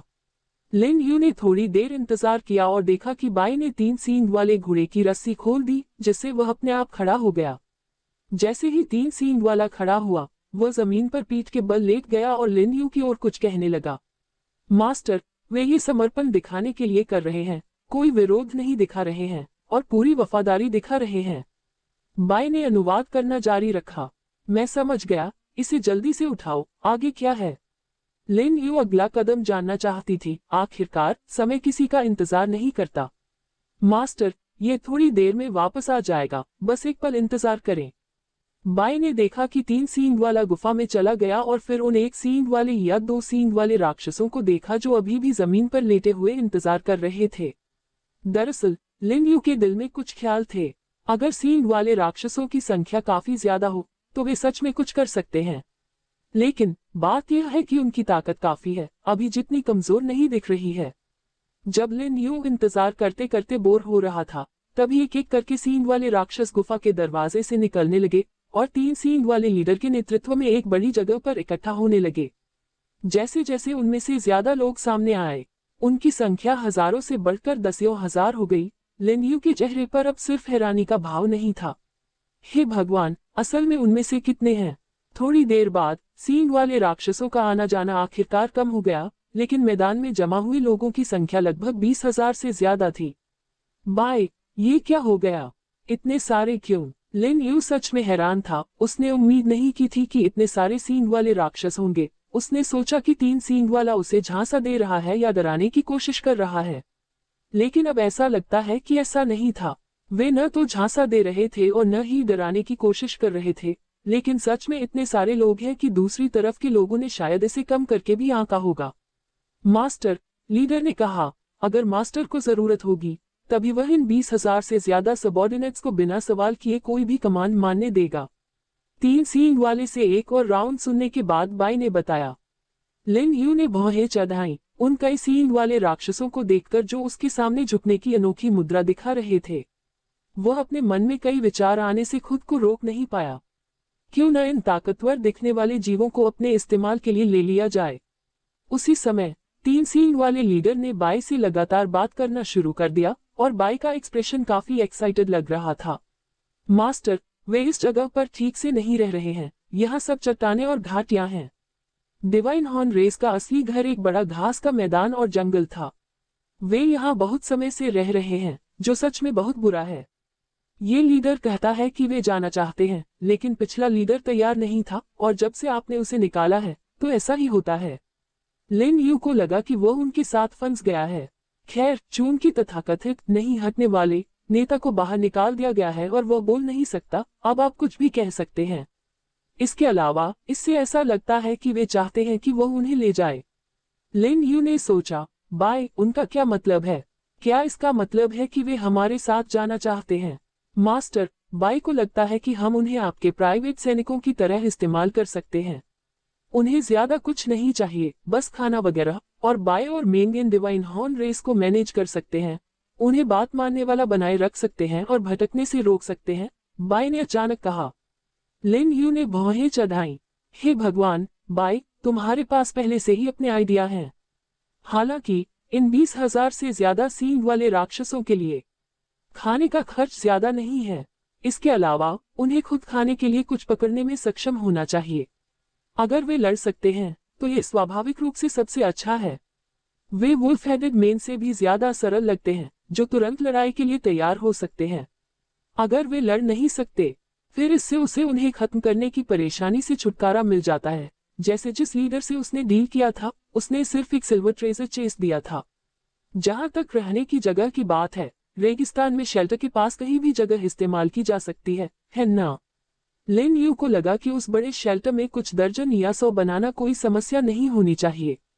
इसके अलावा इन जीवों को खुद ही अपनी जगह ढूंढ लेनी चाहिए, है ना? हालांकि लिन यू सभी को एक साथ रेगिस्तान में नहीं लाना चाहता था, उसके अपने कुछ विचार थे। बाय, उनसे पूछो, क्या ये सब दिव्य सींग वाली जाति के लोग हैं, या भेड़िए के सिर वाले इंसानों की तरह? ये बहुत सारे हैं। बाय ने सिर हिलाया। 3 सींग वाले लीडर से पूछा और तुरंत लिन यू को जवाब दिया, मास्टर, वे सिर्फ अपने ग्रुप को जानते हैं। जहां तक दूसरे कबीलों की बात है, माना जाता है कि वे सब बहुत पहले दूसरी जातियों के साथ लड़ाई में खत्म हो गए थे और कुछ भी पीछे नहीं छोड़ा। बहुत पहले सब खत्म हो गया। ये सुनकर लिन यू को अचानक कुछ याद आ गया। ओल्ड सन शुई ने एक बार बताया था कि इस सर्वाइवल गेम में अपने पहले अनुभव के दौरान उन्हें लाल स्किन वाले राक्षसों जैसे दिखने वाले अजीब जीव मिले।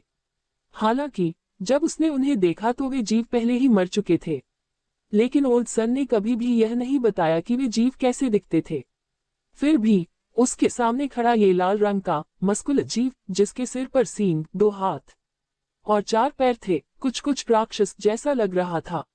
अगर ये डिवाइन हॉर्न रेस सच में वही राक्षस थे जिनका जिक्र सन ने किया था, तो लीडर ने जो कहा था कि दूसरी रेस के साथ लड़ाई में बहुत पहले ही खत्म हो गए थे, वह बात मेल खाती है।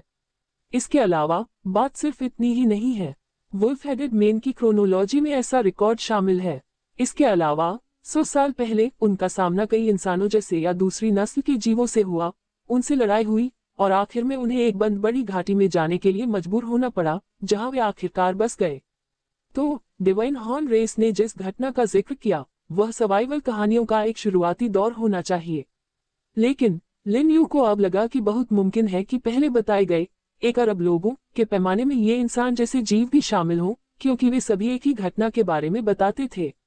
उस समय इसमें शामिल होने वाले लोगों की संख्या को देखते हुए ये संख्या बहुत ज्यादा नहीं होनी चाहिए थी। हाँ मास्टर, डिवाइन हॉर्न रेस में समय का कॉन्सेप्ट नहीं है। उनकी सभ्यता ज्यादातर लड़ाई में आगे बढ़ी। खाने की कमी के कारण वे असल में और कुछ नहीं कर सकते। बाई ने लगन से ट्रांसलेट करना जारी रखा। लिन यू ने सींग वाले राक्षसों के हथियारों को देखते हुए सिर हिलाया।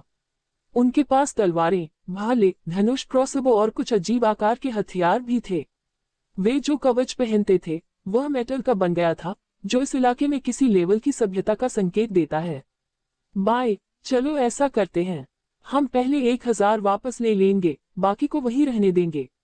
एक बार जब हम इन हजारों का हिसाब कर लेंगे और उनके इस्तेमाल का फैसला कर लेंगे, तो हम फिर आएंगे। तुम्हारा क्या ख्याल है? लिन यू ने सोचा और आखिर में उन्हें टेस्ट करने का फैसला किया। अगर वे काम करते हैं तो ये सबसे अच्छा है, अगर नहीं तो इस तरह एक्सपेरिमेंट करने में ज्यादा खर्च नहीं आता। मास्टर, वे कहते हैं कि कोई दिक्कत नहीं है, आपके ऑर्डर मानने को तैयार है, लॉयल और ओबीडियंट है। बाई ने लीडर से बात करने के बाद जवाब दिया। ठीक है, तो चलो जल्दी वापस चलते हैं। बाय, अभी बहुत कुछ करना है। हम इन 1000 लोगों को लेकर चले जाएंगे, बाकी लोगों को यहीं इंतजार करने दो, और जब हमारा वहां काम हो जाएगा तो हम और काम के लिए वापस आएंगे, लिन यू ने कहा। बाई ने जब उन्हें इसका मतलब बताया तो 3 सींग वाला लीडर मान गया और उसने लिन यू के पीछे चलने के लिए 1000 लकी लोगों को चुना। किसने सोचा था हम इस बार इतनी सारी अनोखी चीजें लाएंगे? लिन यू ने शुरू में सोचा था कि जो हमारी जाति के नहीं है उनके दिल अलग होंगे। फिर भी ताकत में इतने बड़े अंतर के सामने ये अनोखी प्रजातियां उसकी नजर में चींटियों से ज्यादा कुछ नहीं लगती थी। अगर वह चाहता तो एक ग्रेनेड सींग वाले विदेशी जानवरों को बिना किसी रुकावट के खजाने में बदल सकता था। लेकिन वे असल में कितने मजबूत थे, लिन यू ने सोचा कि यह वेरीफाई करने लायक है। अगर वे काफी मजबूत हों तो उन्हें रेगिस्तान में प्लान किया जा सकता है, लिजर्डमैन या सीक्रेट रियल्म बीस्ट्स के खिलाफ भेजा जा सकता है, या शहर की सबसे बाहरी दीवारों के तौर पर हमला करने वाले दुश्मनों को एक एक करके खत्म किया जा सकता है। इसलिए लिन यू ने पहले 1000 लोगों को लाने, उन्हें रेगिस्तान में बसाने और फिर मास्टर, क्या आप इन्हें हथियार के रूप में इस्तेमाल करने की सोच रहे हैं? बाय ने अचानक पूछा। यही प्लान है। बाय, तुम्हारे क्या विचार हैं? मास्टर, बाय भी असल में ऐसा ही सोचता है। उनके हथियार लिजर्डमैन के हथियारों से ज्यादा एडवांस्ड हैं, हालांकि उनकी लड़ने की काबिलियत के बारे में पक्का नहीं है।